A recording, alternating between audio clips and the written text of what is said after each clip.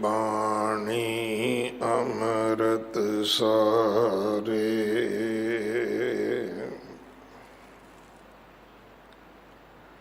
गुर बाणी कहे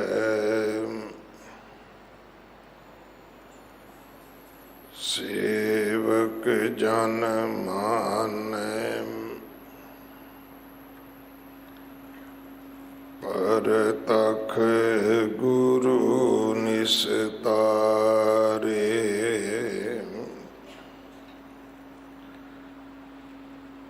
बाणी बिरलो विचारसी,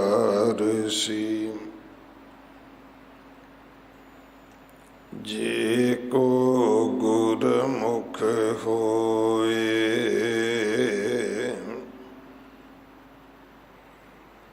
एह बाणी महापुरख की, निज कर वासा होए।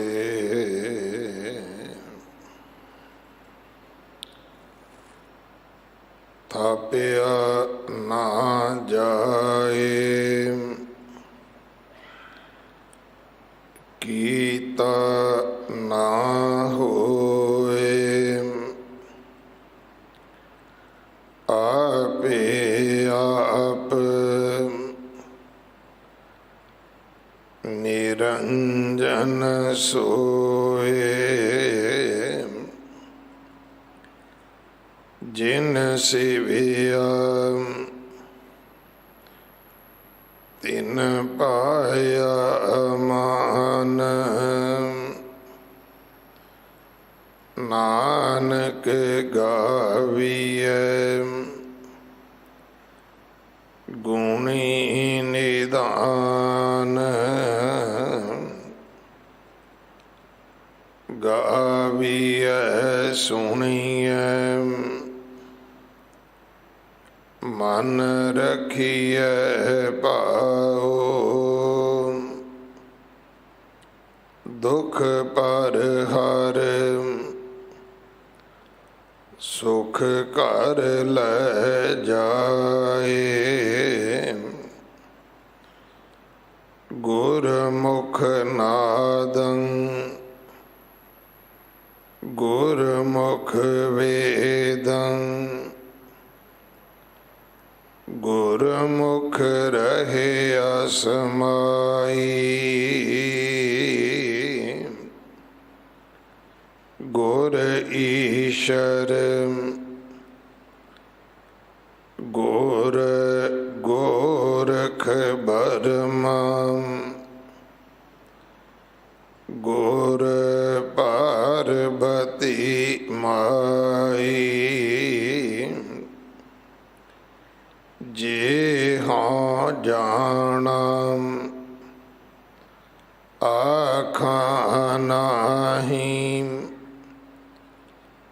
कहना कथन न जाई। गुरा इक देह बुझाई, सबना जियां का एक दाता। सो मैं विसर न जाई, गुरा एक देह बुझाई। सबना जियां का एक दाता, सो मैं विसर न जाई। वाहिगुरु जी का खालसा, वाहिगुरु जी की फतेह। जपजी साहिब बाणी दी ये पंजवीं पौड़ी है, जिसका पाठ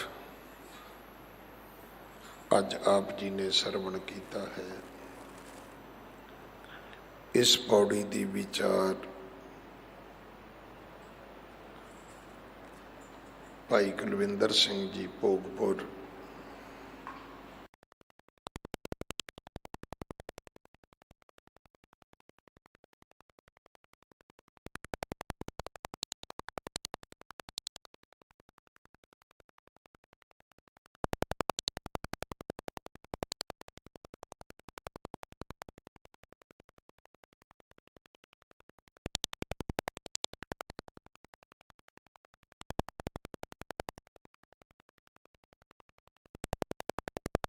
ਅੱਜ ਜੀ ਦਾ ਪ੍ਰਕਾਸ਼ ਗੁਰਪੁਰਬ 15 ਤਰੀਕ ਨੂੰ ਹੈ। ਗੁਰੂ ਘਰ ਦੀ ਸੇਵਾ ਦੇ ਵਿੱਚ ਗੁਰੂ ਕੇ ਲੰਗਰਾਂ ਵਾਸਤੇ ਰਸਦ, ਕੜਾ ਪ੍ਰਸ਼ਾਦ ਦੀ ਦੇਗ ਵਾਸਤੇ ਦੇਸੀ ਘਿਓ, ਬਾਲਾ ਸਾਹਿਬ ਹਸਪੀਟਲ ਵਾਸਤੇ ਕੋਈ ਵੀ ਸੇਵਾ ਆਪ ਜੀ ਭੇਜ ਸਕਦੇ ਹੋ।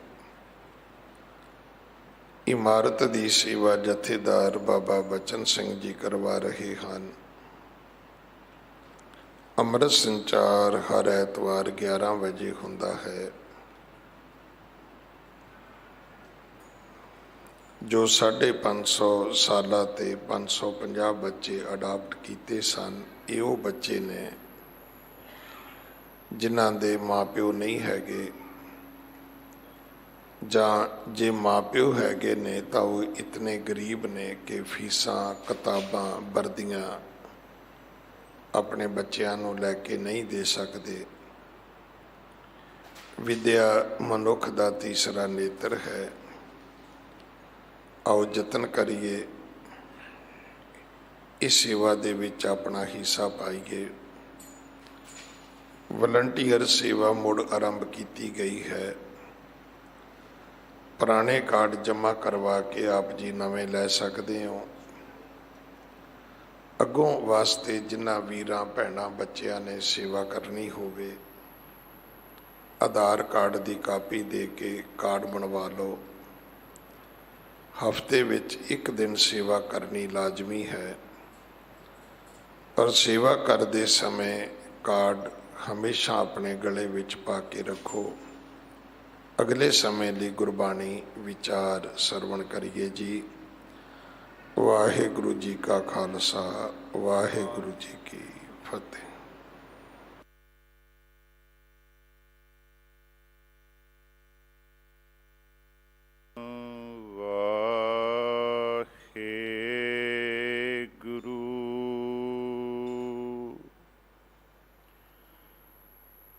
ਬਾਣੀ ਗੁਰੂ ਗੁਰੂ ਹੈ ਬਾਣੀ, ਵਿੱਚ ਬਾਣੀ ਅੰਮ੍ਰਿਤ ਸਾਰੇ। ਗੁਰ ਬਾਣੀ ਕਹੈ ਸੇਵਕ ਜਨ ਮਾਨੈ, ਪਰਤਖ ਗੁਰੂ ਨਿਸਤਾਰੇ।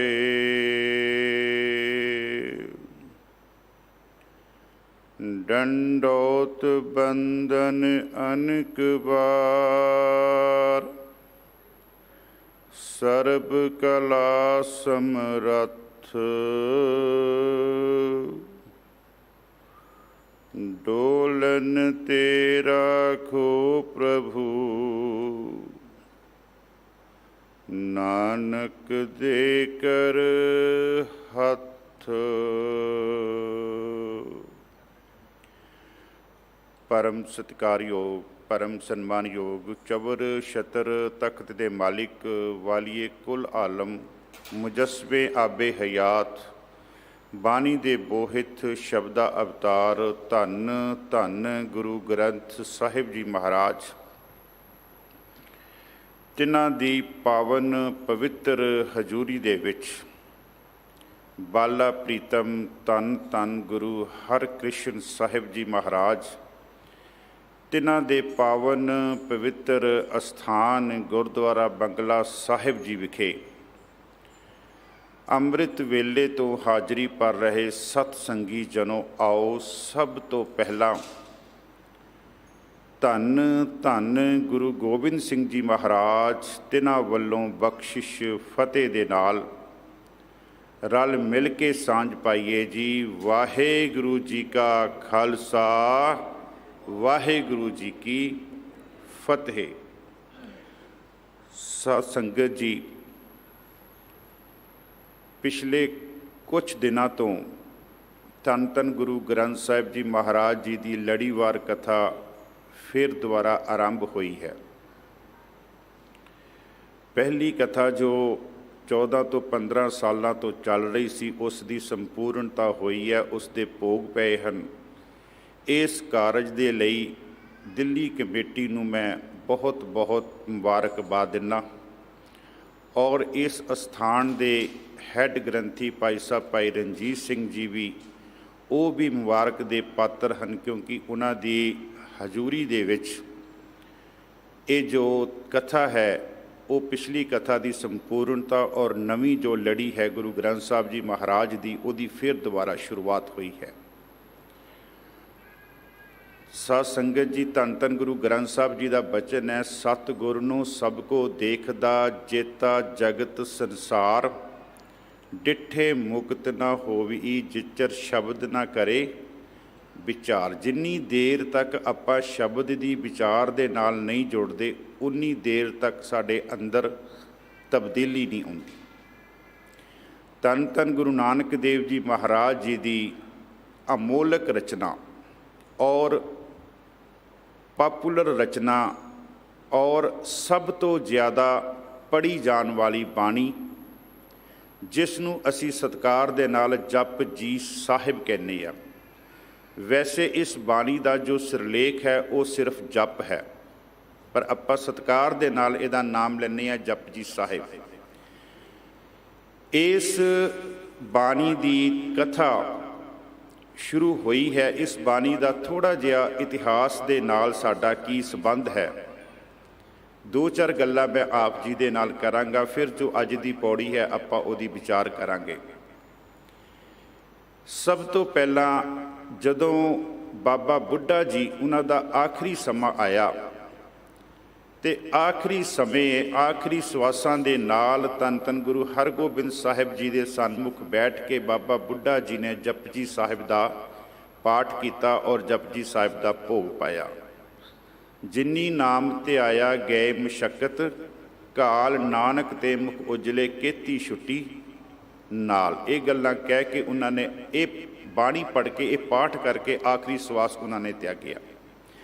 ਧੰਨ ਧੰਨ ਗੁਰੂ ਤੇਗ ਬਹਾਦਰ ਜੀ ਮਹਾਰਾਜ ਸ਼ਹਾਦਤ ਦੇਣ ਤੋਂ ਪਹਿਲਾਂ, ਜਦੋਂ ਉਹਨਾਂ ਦਾ ਸੀਸ ਕਲਮ ਹੋਣਾ ਸੀ, ਉਸ ਤੋਂ ਪਹਿਲਾਂ ਉਹਨਾਂ ਨੇ ਜਪਜੀ ਸਾਹਿਬ ਦਾ ਪਾਠ ਜਿਹੜਾ ਸੀਗਾ ਉਹ ਕੀਤਾ। ਗੁਰੂ ਹਰਗੋਬਿੰਦ ਸਾਹਿਬ ਜੀ ਜਦੋਂ ਕਸ਼ਮੀਰ ਦੀ ਧਰਤੀ ਵੱਲ ਜਾਂਦੇ ਹਨ, ਜਿੱਥੇ ਜਿੱਥੇ ਰਸਤੇ ਵਿੱਚ ਪੜਾਅ ਕਰਦੇ ਹਨ, ਉੱਥੇ ਜਪਜੀ ਸਾਹਿਬ ਦੀ ਉਹਨਾਂ ਨੇ ਵਿਆਖਿਆ ਕੀਤੀ ਹੈ, ਉਹਦੇ ਅਰਥ ਕੀਤੇ ਹਨ। ਭਾਈ ਸਾਹਿਬ ਭਾਈ ਮਨੀ ਸਿੰਘ ਜੀ, ਜਿਨ੍ਹਾਂ ਦਾ ਬੰਦ ਕੱਟਿਆ ਜਾ ਰਿਹਾ ਹੈ, ਬੰਦ ਉੱਧਰ ਬੰਦ ਕੱਟ ਰਿਹਾ ਜਲਾਦ, ਔਰ ਭਾਈ ਸਾਹਿਬ ਭਾਈ ਮਨੀ ਸਿੰਘ ਜੀ ਜਪਜੀ ਸਾਹਿਬ ਦੀ ਪੀਂਘ ਦੇ ਵਿੱਚ ਬੈਠ ਕੇ ਹੁਲਾਰੇ ਲੈ ਰਹੇ ਹਨ, ਝੂਟੇ ਲੈ ਰਹੇ ਹਨ।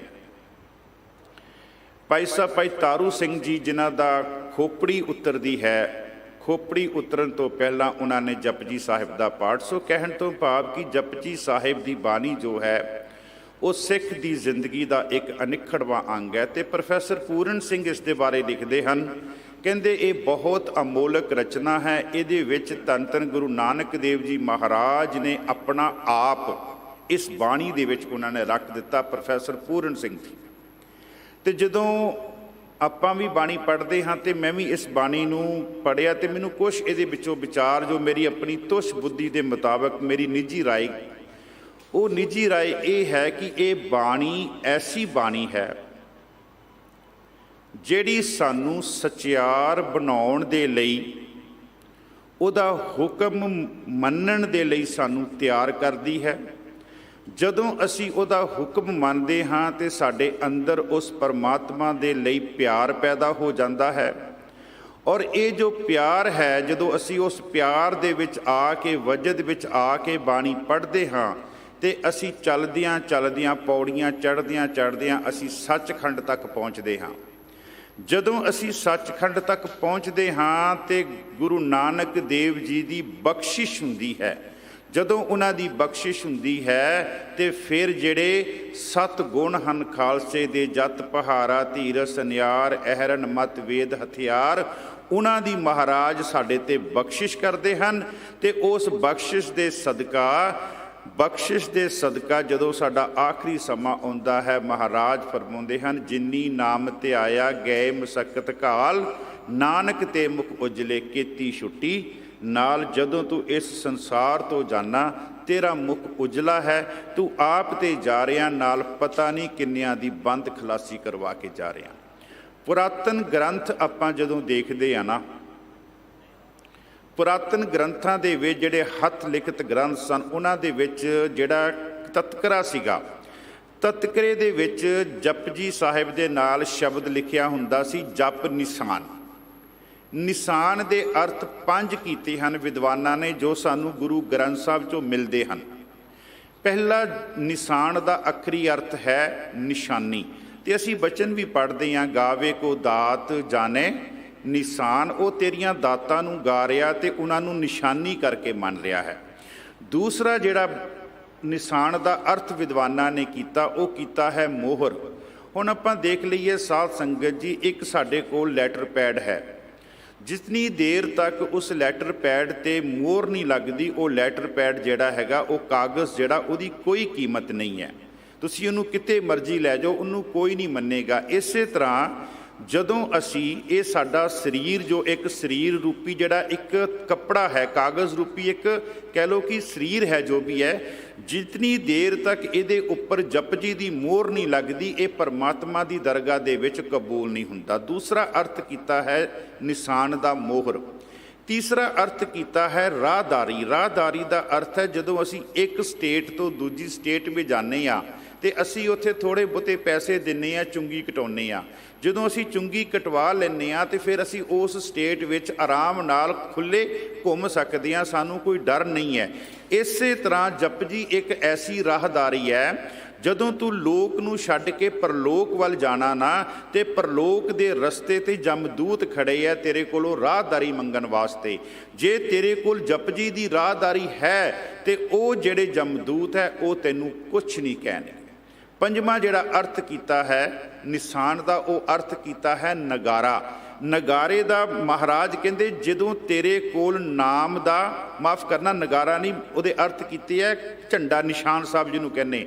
ਜਦੋਂ ਤੇਰੇ ਕੋਲ ਨਾਮ ਦਾ ਨਿਸ਼ਾਨ ਸਾਹਿਬ ਹੈ, ਨਾਮ ਦਾ ਨਿਸ਼ਾਨ ਹੈ, ਨਾਮ ਦਾ ਝੰਡਾ ਹੈ, ਤੇ ਮਹਾਰਾਜ ਕਹਿੰਦੇ ਤੂੰ ਲੋਕ ਦੇ ਵਿੱਚ ਵੀ ਤੈਨੂੰ ਸਨਮਾਨ ਮਿਲੇਗਾ ਤੇ ਪਰਲੋਕ ਦੇ ਵਿੱਚ ਤੈਨੂੰ ਵੀ ਜਿਹੜਾ ਸਨਮਾਨ ਮਿਲੇਗਾ। ਤੇ ਪੰਜਵਾਂ ਅਰਥ ਕੀਤਾ ਹੈ ਨਗਾਰਾ। ਮਹਾਰਾਜ ਕਹਿੰਦੇ ਜਪਜੀ ਇੱਕ ਐਸੀ, ਜਪਜੀ ਦੇ ਵਿੱਚ ਇੱਕ ਐਸੀ ਅਜ਼ਮਤ ਹੈ, ਜਦੋਂ ਤੂੰ ਜਪਜੀ ਦੇ ਨਾਲ ਜੁੜੇਂਗਾ ਨਾ, ਤੇਰੇ ਅੰਦਰ ਜਿਹੜੇ 5 ਸ਼ਬਦ ਤੇ ਨਗਾਰੇ ਜਿਹੜੇ ਆ ਉਹ ਆਪਣੇ ਆਪ ਵੱਜਣੇ ਸ਼ੁਰੂ ਹੋ ਜਾਣਗੇ। ਫਿਰ ਤੇਰੀ ਅਵਸਥਾ ਬਣ ਜਾਵੇਗੀ ਊਠਤ ਬੈਠਤ ਸੋਵਤ ਨਾਮ। ਜਦੋਂ ਵੀ ਤੂੰ ਉੱਠੇਂਗਾ, ਬੈਠੇਂਗਾ, ਸੋਵੇਂਗਾ, ਤੇਰੇ ਅੰਦਰੋਂ ਬਾਣੀ ਜਿਹੜੀ ਹੈ ਉਹ ਆਪਣੇ ਆਪ ਚੱਲੇਗੀ। ਆਓ ਇਸ ਪੌੜੀ, 5ਵੀਂ ਪੌੜੀ ਜੋ ਭਾਈ ਸਾਹਿਬ ਜੀ ਤੋਂ ਆਪ ਜੀ ਨੇ ਇਸ ਅਸਥਾਨ ਦੇ ਹੈੱਡ ਗ੍ਰੰਥੀ ਭਾਈ ਸਾਹਿਬ ਭਾਈ ਰਣਜੀਤ ਸਿੰਘ ਜੀ ਤੋਂ ਆਪ ਜੀ ਨੇ ਸਰਵਣ ਕੀਤੀ ਹੈ, ਉਸ ਪੌੜੀ ਦੀ ਆਰੰਭ ਵਾਲੀ ਪੰਕਤੀ ਹੈ, ਥਾਪਿਆ ਨਾ ਜਾਏ ਕੀਤਾ ਨਾ ਹੋਏ, ਆਪੇ ਆਪ ਨਿਰੰਜਨ ਸੋਏ। ਇਸ ਪੌੜੀ ਦੀ ਵਿਚਾਰ ਕਰਨ ਤੋਂ ਪਹਿਲਾਂ 2 ਪੰਕਤੀਆਂ ਖਿਆਲ 'ਚ ਜੇਨ 'ਚ ਰੱਖਿਓ। ਉਹ ਪੰਕਤੀਆਂ ਕੀ ਹਨ? ਨਾ ਤਿਸ ਬਾਪ ਨਾ ਮਾਏ ਕਿਨ ਤੂੰ ਜਾਇਆ। ਤੇਰਾ ਕੋਈ ਬਾਪ ਨਹੀਂ ਹੈ, ਪਰਮਾਤਮਾ ਦੀ ਗੱਲ ਕਰ ਰਹੇ ਹੈ। ਤੇਰੀ ਕੋਈ ਮਾਂ ਨਹੀਂ ਹੈ ਜਿਨ੍ਹਾਂ ਨੇ ਤੈਨੂੰ ਜਾਇਆ। ਕਹਿੰਦੇ ਕਿਹਨੇ ਤੈਨੂੰ ਪੈਦਾ ਕੀਤਾ? ਨਾ ਤਿਸ ਬਾਪ ਨਾ ਮਾਏ। ਇਹ ਬਚਨ ਹੈ ਧੰਨ ਧੰਨ ਗੁਰੂ ਨਾਨਕ ਦੇਵ ਜੀ ਮਹਾਰਾਜ ਦਾ। ਨਾ ਤਿਸ ਬਾਪ ਨਾ ਮਾਏ ਕਿਨ ਤੂੰ ਜਾਇਆ। ਦੂਸਰਾ ਬਚਨ ਧੰਨ ਧੰਨ ਗੁਰੂ ਗੋਬਿੰਦ ਸਿੰਘ ਜੀ ਮਹਾਰਾਜ ਦਾ ਆਪਾਂ ਲੈ ਲਈਏ ਅਕਾਲ ਉਸਤਤ ਦੇ ਵਿੱਚੋਂ। ਮਹਾਰਾਜ ਫਰਮਾਉਂਦੇ ਹਨ, ਨਾ ਤਾਤੰਗ, ਨਾ ਮਾਤੰਗ, ਨਾ ਜਾਤੰਗ, ਨਾ ਕਾਯੰਗ। ਨਾ ਤੇ ਉਸ ਦਾ ਕੋਈ ਬਾਪ ਹੈ ਗੁਰੂ ਗੋਬਿੰਦ ਸਿੰਘ ਜੀ ਮਹਾਰਾਜ, ਨਾ ਉਸ ਦਾ ਕੋਈ ਬਾਪ ਹੈ, ਨਾ ਉਸ ਦੀ ਕੋਈ ਮਾਂ ਹੈ, ਨਾ ਉਸ ਦੀ ਕੋਈ ਜਾਤ ਹੈ, ਤੇ ਇੱਥੋਂ ਤੱਕ ਉਹਦਾ ਕੋਈ ਸਰੀਰ ਵੀ ਨਹੀਂ ਹੈ। ਕਾਯੰਗ, ਉਹਦਾ ਕੋਈ ਕਾਇਆ ਨਹੀਂ ਹੈ। ਤੇ ਇਸੇ ਨੂੰ ਅਸੀਂ ਸੁਖਮਨੀ ਸਾਹਿਬ ਦੇ ਵਿੱਚ ਪੜ੍ਹਦੇ ਹਾਂ, ਰੂਪ ਨਾ ਰੇਖ ਨਾ ਰੰਗ ਕਿਛ ਤ੍ਰੈ ਗੁਣ ਤੇ ਪ੍ਰਭ। ਦੇਖੋ ਇੱਕ ਗੱਲ ਦਾ ਖਿਆਲ ਕਰਨਾ, ਜੋ ਫਲਸਫਾ ਧੰਨ ਧੰਨ ਗੁਰੂ ਨਾਨਕ ਦੇਵ ਜੀ ਮਹਾਰਾਜ ਦਾ ਉਹੀ 10 ਗੁਰੂ ਸਾਹਿਬਾਨਾਂ ਦਾ, ਕਿਉਂਕਿ ਜੋਤ ਓਹਾ ਜੁਗਤ ਸਾਏ ਸਹਿ ਕਾਇਆ ਫੇਰ ਪਲਟੀ ਹੈ। ਜੋਤ ਉਹੀ ਹੈ, ਸਿਰਫ ਸਰੀਰ ਇੱਕ ਬਦਲਿਆ। ਜਿਹੜੀ ਜੋਤ ਤੇ ਜੁਗਤੀ ਹੈ ਨਾ, ਉਹ ਗੁਰੂ ਨਾਨਕ ਦੇਵ ਜੀ ਮਹਾਰਾਜ ਤੋਂ ਲੈ ਕੇ ਧੰਨ ਧੰਨ ਗੁਰੂ ਗੋਬਿੰਦ ਸਿੰਘ ਜੀ ਮਹਾਰਾਜ ਤੱਕ ਉਹੀ ਵਰਤ ਰਹੀ ਹੈ। ਫਿਰ ਉਸ ਤੋਂ ਬਾਅਦ ਗੁਰੂ ਗੋਬਿੰਦ ਸਿੰਘ ਜੀ ਮਹਾਰਾਜ, ਚਲੋ ਇੱਕ ਹੋਰ ਬਚਨ ਯਾਦ ਆ ਗਿਆ, ਅਸੀਂ ਉਹਨਾਂ ਦੀ ਜਾਪ ਸਾਹਿਬ ਦੀ ਬਾਣੀ ਪੜ੍ਹਦੇ ਹਾਂ। ਜਾਪ ਸਾਹਿਬ ਦੇ ਵਿੱਚ ਆਉਂਦਾ, ਨਾ ਤਾਤੇ ਨਾ ਮਾਤੇ, ਨਾ ਜਾਤੇ ਨਾ ਪਾਤੇ, ਇਹ ਵੀ ਹੁੰਦਾ। ਤੇ ਅਸੀਂ ਜਦੋਂ ਜਾਪ ਸਾਹਿਬ ਦੀ ਸ਼ੁਰੂਆਤ ਕਰਦੇ ਹਾਂ, ਮਹਾਰਾਜ ਕਹਿੰਦੇ ਚੱਕਰ ਚਿਹਨ ਅਰ ਵਰਨ ਜਾਤ ਔਰ ਪਾਤ ਨਹਿਨ ਜੇ, रूप रंग और रेख पेह को कह न सकत के, अचल मूरत अनपौ प्रकाश अमितोज कहिजे। इत्थे रुकना चाहांगा। वो की है? वो है अचल मूरत। वो की है? वो अनपौ प्रकाश है। वो की है? वो अमितोज है, जिन्हों कोई मिनिया नहीं जा सकता। गुरु गोबिंद सिंह जी महाराज कहते वो परमात्मा की है, अनपौ है। अनपौ ਉਹਦੇ ਅੰਦਰੋਂ ਪ੍ਰਕਾਸ਼ ਹੈ। ਅਨਪौ ਦੇ ਅਖਰੀ ਅਰਥ ਆਪਾਂ ਅੱਗੇ ਜਾ ਕੇ ਕਰਾਂਗੇ। ਜਿਹੜਾ ਆਪਣੇ ਆਪ ਤੋਂ ਪ੍ਰਕਾਸ਼ਮਾਨ ਹੈ, ਉਹਨੂੰ ਕਿਸੇ ਦੀ ਲੋੜ ਨਹੀਂ ਹੈ। ਇੱਥੇ ਮਹਾਰਾਜ ਕਹਿੰਦੇ ਥਾਪਿਆ ਨਾ ਜਾਏ, ਥਾਪਿਆ ਨਾ ਜਾਏ। ਇੱਕ ਰਾਜਾ ਕੀ ਕਰਦਾ, ਜਦੋਂ ਉਹਦਾ ਆਖਰੀ ਸਮਾਂ ਆਉਂਦਾ ਨਾ, ਤੇ ਉਹ ਆਪਣੇ ਸਿੰਘਾਸਨ ਤੇ ਆਪਣਾ ਉੱਤਰਾਧਿਕਾਰੀ ਕੋਈ ਨਾ ਕੋਈ ਬਿਠਾ ਕੇ ਜਾਂਦਾ। ਫਿਰ ਜਿਹੜਾ ਬੈਠਾ ਹੁੰਦਾ, ਤੇ ਕੁਦਰਤੀ ਗੱਲ ਹੈ, ਉਹਦਾ ਵੀ ਆਖਰੀ ਸਮਾਂ ਆਉਣਾ, ਤੇ ਉਹਨੇ ਕੀ ਕਰਨਾ, ਉਹਨੇ ਆਪਣਾ ਅੱਗੇ ਉੱਤਰਾਧਿਕਾਰੀ, ਕਹਿਣ ਤੋਂ ਭਾਵ ਰਾਜਾ ਸਿੰਘਾਸਨ ਤੋਂ ਉਤਰਿਆ ਤੇ ਕੋਈ ਹੋਰ ਬੈਠਾ, ਉਹ ਉਤਰਿਆ ਤੇ ਕੋਈ ਹੋਰ ਬੈਠਾ, ਇਸੇ ਤਰ੍ਹਾਂ ਲੜੀ ਚੱਲਦੀ ਆ ਰਹੀ ਹੈ। ਲੇਕਿਨ ਪਰਮਾਤਮਾ ਦੇ ਘਰ ਦੇ ਵਿੱਚ ਖੇਡ ਐਸੀ ਨਹੀਂ ਹੈ। ਇੱਥੇ ਕਲੀਅਰ ਕੀਤਾ ਗੁਰੂ ਨਾਨਕ ਦੇਵ ਜੀ ਮਹਾਰਾਜ ਨੇ, ਥਾਪਿਆ ਨਾ ਜਾਏ। ਮਹਾਰਾਜ ਇੱਥੇ ਸਾਨੂੰ ਇੱਕਦਮ ਬਿਲਕੁਲ ਜੋ ਸਨਾਤਨ ਮਤ ਦੇ ਵਿੱਚ ਚੱਲ ਰਿਹਾ ਹੈ, ਉਹਦੇ ਤੋਂ ਇੱਕਦਮ ਸਾਨੂੰ ਵੱਖਰਾ ਸਿਧਾਂਤ ਦਿੰਦੇ ਹਨ ਮਹਾਰਾਜ। ਤੇ ਇੱਕ ਹੋਰ ਪੰਕਤੀ ਭਾਈ ਗੁਰਦਾਸ ਜੀ ਦੀ ਯਾਦ ਰੱਖਿਓ, ਮਾਰਿਆ ਸਿੱਕਾ ਜਗਤ ਵਿੱਚ ਨਾਨਕ ਨਿਰਮਲ। ਬਿਲਕੁਲ ਇਹ ਵੱਖਰਾ ਪੰਥ ਹੈ ਗੁਰੂ ਨਾਨਕ ਦੇਵ ਜੀ ਮਹਾਰਾਜ ਦਾ। ਜੇ ਕੋਈ ਇਹ ਕਵੇ ਕਿ ਇਹ ਤਾਂ ਜੀ ਪਹਿਲਾਂ ਵੀ ਸੀਗਾ, ਇੱਦਾਂ ਵੀ ਸੀਗਾ, ਉਹਦੀ ਇੱਕ ਮੂਰਖਤਾਈ ਆਪਾਂ ਨੂੰ ਕਹਿ ਸਕਦੇ ਹਾਂ। ਲੇਕਿਨ ਭਾਈ ਗੁਰਦਾਸ ਜੀ ਫਰਮਾਉਂਦੇ, ਮਾਰਿਆ ਸਿੱਕਾ ਜਗਤ ਵਿੱਚ ਨਾਨਕ ਨਿਰਮਲ ਪੰਥ ਚਲਾਇਆ। ਇੱਥੇ ਮਹਾਰਾਜ ਕਹਿੰਦੇ ਥਾਪਿਆ ਨਾ ਜਾਏ। ਉਸ ਨੂੰ ਤੁਸੀਂ ਇੱਕ ਜਗ੍ਹਾ ਤੇ ਅਸਥਾਪਨ ਨਹੀਂ ਕਰ ਸਕਦੇ। ਹਾਂ, ਰਾਜਾ ਆਪਣੇ ਤੋਂ ਬਾਅਦ ਉੱਤਰਾਧਿਕਾਰੀ ਬਿਠਾਉਂਦਾ ਹੈ। ਉਹਦਾ ਉੱਤਰਾਧਿਕਾਰੀ ਜਦੋਂ ਰਾਜਾ ਬਣਦਾ, ਫਿਰ ਅੱਗੇ ਨੂੰ ਬਿਠਾਉਂਦਾ ਹੈ। ਇਸ ਤਰ੍ਹਾਂ ਉਹਨਾਂ ਦੀ ਲੜੀ ਚੱਲਦੀ ਹੈ। ਪਰ ਪਰਮਾਤਮਾ ਜਿਹੜਾ ਹੈ, ਪਰਿਪੂਰਨ ਪਰਮਾਤਮਾ, ਥਾਪਿਆ ਨਾ ਜਾਏ। ਉਹਨੂੰ ਤੁਸੀਂ ਇੱਕ ਜਗ੍ਹਾ ਤੇ ਫਿਕਸ ਨਹੀਂ ਕਰ ਸਕਦੇ ਕਿ ਇਸ ਮੂਰਤੀ ਦੇ ਵਿੱਚ, ਇਸ ਲੱਕੜ ਦੀ ਮੂਰਤੀ ਜਾਂ ਪੱਥਰ ਦੀ ਮੂਰਤੀ, ਇਹਦੇ ਵਿੱਚ ਹੀ ਭਗਵਾਨ ਹੈ, ਇਹਦੇ ਵਿੱਚ ਹੀ ਪਰਮਾਤਮਾ ਹੈ। ਅੰਗਰੇਜ਼ੀ ਦੇ ਵਿੱਚ ਇਹਦਾ ਨਾ ਬੜਾ ਵਧੀਆ ਅਰਥ ਕੀਤਾ, God can not be installed at a place. ਪਰਮਾਤਮਾ ਨੂੰ ਇੱਕ ਜਗ੍ਹਾ ਤੇ ਅਸੀਂ ਮੂਰਤੀ ਦੇ ਵਿੱਚ, ਫਰੇਮ ਦੇ ਵਿੱਚ ਕਹਿ ਲਈਏ, ਕੈਦ ਕਰਕੇ ਨਹੀਂ ਰੱਖ ਸਕਦੇ। ਆਓ ਆਪਾਂ ਗੁਰੂ ਗ੍ਰੰਥ ਸਾਹਿਬ ਜੀ ਮਹਾਰਾਜ ਚੋਂ ਇਹਨਾਂ ਦੇ ਬਾਰੇ ਪ੍ਰਮਾਣ ਲੈਂਦੇ ਹਾਂ। ਬਾਬਾ ਕਬੀਰ ਜੀ ਤੋਂ ਆਪਾਂ ਸ਼ੁਰੂਆਤ ਕਰਾਂਗੇ। ਬਾਬਾ ਕਬੀਰ ਜੀ ਨਾ ਇੱਕ ਸਾਡੇ ਸਾਹਮਣੇ ਨਾ ਦ੍ਰਿਸ਼ਟਾਂਤ ਪੇਸ਼ ਕਰਦੇ ਆ। ਕਹਿੰਦੇ ਇੱਕ ਦਰਖਤ ਹੈ, ਉਸ ਦਰਖਤ ਨੂੰ ਬੜੇ ਪਿਆਰੇ ਪਿਆਰੇ ਫੁੱਲ ਲੱਗੇ ਹੋਏ ਹੈ, ਤੇ ਇੱਕ ਮਾਲਣ ਜਿਹੜੀ ਹੈ, ਉਹ ਦਰਖਤਾਂ ਦਾ ਪੂਰਾ ਬਾਗ ਹੈ, ਤੇ ਮਾਲਣ ਉੱਥੇ ਜਾਂਦੀ ਹੈ। ਉਹ ਮਾਲਣ ਉੱਥੇ ਜਾ ਕੇ ਉੱਥੋਂ ਫੁੱਲ ਤੋੜਦੀ ਹੈ, ਉਸ ਦਰਖਤ ਦੀਆਂ ਟਾਹਣੀਆਂ ਤੋੜਦੀ ਹੈ, ਜਿਹੜੀਆਂ ਕੂਲੀਆਂ ਕੂਲੀਆਂ ਟਹਿਣੀਆਂ ਉਹਨਾਂ ਨੂੰ ਤੋੜਦੀ ਹੈ। ਤੇ ਬਾਬਾ ਕਬੀਰ ਜੀ ਨੇ ਪੁੱਛਿਆ ਵੀ ਮਾਲਣ ਤੂੰ ਕੀ ਕਰ ਰਹੀ ਹੈ, ਤੂੰ ਕਿਉਂ ਇਹਨਾਂ ਦਰਖਤਾਂ ਨੂੰ ਤੋੜ ਰਹੀ ਹੈ, ਇਹਨਾਂ ਪੱਤਿਆਂ ਨੂੰ ਤੋੜ ਰਹੀ ਹੈ, ਟਹਿਣੀਆਂ ਨੂੰ ਤੋੜ ਰਹੀ ਹੈ। ਤੇ ਉਹ ਕਹਿੰਦੀ ਮੈਂ ਇਹਨਾਂ ਦੀ ਇੱਕ ਮਾਲਾ ਬਣਾਵਾਂਗੀ, ਤੇ ਮਾਲਾ ਬਣਾ ਕੇ ਮੰਦਿਰ ਵਿੱਚ ਜਾਵਾਂਗੀ, ਤੇ ਮੰਦਿਰ ਵਿੱਚ ਜਾ ਕੇ ਜਿਹੜੀ ਮੂਰਤੀ ਹੈ, ਮੈਂ ਉਸ ਮੂਰਤੀ ਨੂੰ ਇਹ ਮਾਲਾ ਅਰਪਣ ਕਰਾਂਗੀ। ਕਹਿੰਦੇ ਵੀ ਮੂਰਤੀ ਨੂੰ ਮਾਲਾ ਕਿਉਂ ਅਰਪਣ ਕਰਨੀ ਹੈ? ਕਹਿੰਦੇ ਕਿਉਂਕਿ ਉਸ ਮੂਰਤੀ ਦੇ ਵਿੱਚ ਭਗਵਾਨ ਹੈ, ਮੇਰਾ ਇਸ਼ਟ ਹੈ, ਮੇਰੀ ਇੱਕ ਇੱਛਾ ਹੈ, ਮੇਰੇ ਅੰਦਰ ਇੱਕ ਚਾਹਤ ਹੈ ਕਿ ਮੈਂ ਉੱਥੇ ਜਾ ਕੇ ਉਹਨੂੰ ਜਿਹੜੀ ਹੈ ਮਾਲਾ ਅਰਪਣ ਕਰਾਂ। ਉੱਥੇ ਬਾਬਾ ਕਬੀਰ ਜੀ ਕਹਿੰਦੇ, ਬਾਬਾ ਕਬੀਰ ਜੀ ਫਰਮਾਉਂਦੇ, ਕਹਿੰਦੇ ਤੇਰੇ ਮਨ ਦਾ ਇੱਕ ਭੁਲੇਖਾ ਹੈ। ਕਹਿੰਦੇ ਪੱਥਰ ਦੇ ਵਿੱਚ ਕਦੀ ਵੀ ਕਹਿੰਦੇ ਪਰਮਾਤਮਾ ਜਾਂ ਭਗਵਾਨ ਜਿਹੜਾ ਉਹ ਨਹੀਂ ਹੋ ਸਕਦਾ। ਕਹਿੰਦੇ ਕਿਉਂ? ਕਹਿੰਦੇ ਦੇਖ, ਤੈਨੂੰ ਇਹ ਤੇ ਪਤਾ ਨਾ ਕਿ ਆ ਜਿਹੜਾ ਤੂੰ ਦਰਖਤ ਦੇ ਨਾਲੋਂ ਫੁੱਲ ਤੋੜ ਰਹੀ ਹੈ, ਇਹਨਾਂ ਦੇ ਵਿੱਚ ਵੀ ਜਿੰਦ ਜਾਨ ਹੈ, ਕਿਉਂਕਿ ਇਹ ਵਧੇ ਫੁੱਲੇ ਹਨ, ਵੱਡੇ ਹੋਏ ਹਨ, ਇਹਨਾਂ ਦੇ ਵਿੱਚ ਜਿੰਦ ਜਾਨ ਹੈ। ਔਰ ਸਾਧ ਸੰਗਤ ਜੀ, ਵਿਗਿਆਨ ਇਸ ਗੱਲ ਨੂੰ ਮੰਨ ਚੁੱਕਾ ਹੈ ਕਿ ਜਿਹੜੇ ਦਰਖਤ ਹਨ ਜਾਂ ਜਿਹੜੇ ਪਲਾਂਟਸ ਹਨ ਉਹ ਸਾਹ ਲੈਂਦੇ ਹਨ, ਉਹ ਨਿਰਜੀਵ ਨਹੀਂ ਹਨ, ਉਹ ਜੀਵ ਹਨ, ਸਜੀਵ ਹਨ, ਜਿਨ੍ਹਾਂ ਨੂੰ ਆਪਾਂ ਅੰਗਰੇਜ਼ੀ ਵਿੱਚ ਕਹਿ ਲਈਏ they are living bodies. Non living ਨਹੀਂ ਹੈਗੇ, ਉਹ ਲਿਵਿੰਗ ਹੈਗੇ ਆ। ਇਸ ਵਿਗਿਆਨ ਵੀ ਇਸ ਗੱਲ ਨੂੰ ਮੰਨ ਚੁੱਕੀ। ਔਰ ਆਪਣੇ ਭਾਰਤ ਦਾ ਵਿਗਿਆਨੀ ਸੀ ਆਪਣੇ ਜਗਦੀਸ਼ ਚੰਦਰ ਬੋਸ, ਉਹਨੇ ਇਸ ਗੱਲ ਨੂੰ ਵੀ ਸਿੱਧ ਕੀਤਾ ਕਿ ਜਿਹੜੇ ਪਲਾਂਟਸ ਹੈਗੇ ਆ ਉਹ ਵੱਧਦੇ ਫੁੱਲਦੇ ਆ ਔਰ ਉਹ ਸਾਹ ਲੈਂਦੇ ਆ। ਬਾਬਾ ਕਬੀਰ ਜੀ ਕਹਿੰਦੇ ਦੇਖ, ਪੱਥਰ ਦੀ ਮੂਰਤੀ ਕਿੰਨੇ ਸਾਲਾਂ ਤੋਂ ਉੱਥੇ ਪਈ ਹੈ, ਉਸੇ ਤਰ੍ਹਾਂ ਹੈ ਕਹਿੰਦੇ, ਪਰੰਤੂ ਇਹ ਦੇਖ ਕਹਿੰਦੇ ਇਹ ਹਰ ਰੋਜ਼ ਕਹਿੰਦੇ ਵੱਧ ਰਹੇ ਆ, ਹਰ ਰੋਜ਼ ਸਵਾਸ ਲੈ ਰਹੇ ਆ, ਇਹਨਾਂ ਦੇ ਵਿੱਚ ਕਹਿੰਦੇ ਜਾਨ ਹੈ। ਤੂੰ ਕਹਿੰਦੇ ਆ ਜਿਹੜਾ ਤੂੰ ਪੱਤਾ ਤੋੜਿਆ ਹੋਇਆ, ਕਹਿੰਦੇ ਇਸ ਪੱਤੇ ਦੇ ਵਿੱਚ ਕਹਿੰਦੇ ਬ੍ਰਹਮਾ ਜੀ ਬੈਠੇ ਹੋਏ ਆ। ਕਹਿੰਦੇ ਇਹ ਬਾਬਾ ਕਬੀਰ ਜੀ ਉਸ ਮਾਲਣ ਨੂੰ ਸਮਝਾ ਰਹੇ ਆ। ਫਿਰ ਕਹਿੰਦੇ ਤੂੰ ਟਾਹਣੀਆਂ ਤੋੜੀਆਂ ਹੋਈਆਂ, ਇਸ ਟਾਹਣੀ ਦੇ ਵਿੱਚ ਕਹਿੰਦੇ ਜਿਹੜੇ ਫੁੱਲ ਹਨ, ਇਹਨਾਂ ਫੁੱਲਾਂ ਦੇ ਵਿੱਚ ਕਹਿੰਦੇ ਸ਼ੰਕਰ ਜੀ ਬੈਠੇ ਹੋਏ ਆ।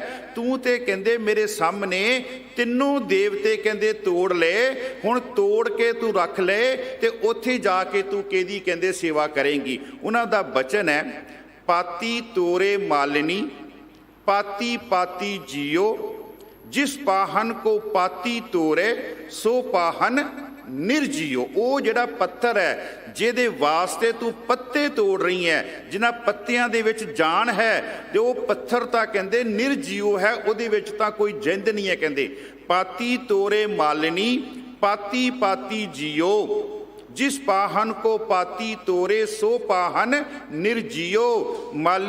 ਮਾਲਨ ਭੂਲ ਨਹੀਂ ਹੈ ਇਹੋ, ਸਤਿਗੁਰ ਜਾਗਤਾ ਹੈ ਦਿਓ। ਕਹਿੰਦੇ ਸਤਿਗੁਰ ਤਾਂ ਹਮੇਸ਼ਾ ਕਹਿੰਦੇ ਜਾਗਤਾ। ਫਿਰ ਉਹ ਕਹਿੰਦੇ ਹੈ ਬ੍ਰਹਮ ਪਾਤੀ ਵਿਸ਼ਨ ਡਾਰੀ ਫੂਲ ਸ਼ੰਕਰ ਦਿਓ, ਤੀਨ ਦੇਵ ਪ੍ਰਤੱਖ ਤੋਰੇ ਕਰਹਿ ਕਿਸ ਕੀ ਸਿਓ। ਤਿੰਨ ਕਹਿੰਦੇ ਜਿਹੜੇ ਦੇਵਤੇ ਆ ਉਹ ਤੂੰ ਮੇਰੇ ਸਾਹਮਣੇ ਤੋੜ ਲਏ, ਉਹਨਾਂ ਨੂੰ ਮਾਰ ਦਿੱਤਾ, ਕਹਿੰਦੇ ਜੋ ਉਹਨਾਂ ਦੀ ਜਾਨ ਕੱਢ ਲਈ। ਹੁਣ ਉੱਥੇ ਜਾ ਕੇ ਕਹਿੰਦੇ ਤੂੰ ਕਿਹਦੀ ਕਹਿੰਦੇ ਸੇਵਾ ਕਰਨੀ ਹੈ। ਫਿਰ ਬਾਬਾ ਕਬੀਰ ਜੀ ਉਹਨੂੰ ਕਹਿੰਦੇ ਉੱਥੇ ਜਿਹੜੀ ਮੂਰਤੀ ਪਈ ਹੋਈ ਹੈ, ਤੈਨੂੰ ਪਤਾ ਉਹ ਮੂਰਤੀ ਕਿਸੇ ਨੇ ਬਣਾਈ ਹੈ? ਕਹਿੰਦੇ ਹਾਂ। ਕਹਿੰਦੇ ਜਦੋਂ ਮੂਰਤੀ ਬਣਾਈ ਹੈ ਤੇ ਉਸ ਮੂਰਤੀ ਦੇ ਉੱਪਰ ਉਹ ਜਿਹੜਾ ਘੜਨ ਵਾਲਾ ਵੈ ਉਹ ਵੀ ਉਹਦੇ ਉੱਪਰ ਕਹਿੰਦੇ ਚੜਿਆ ਹੋਊਗਾ।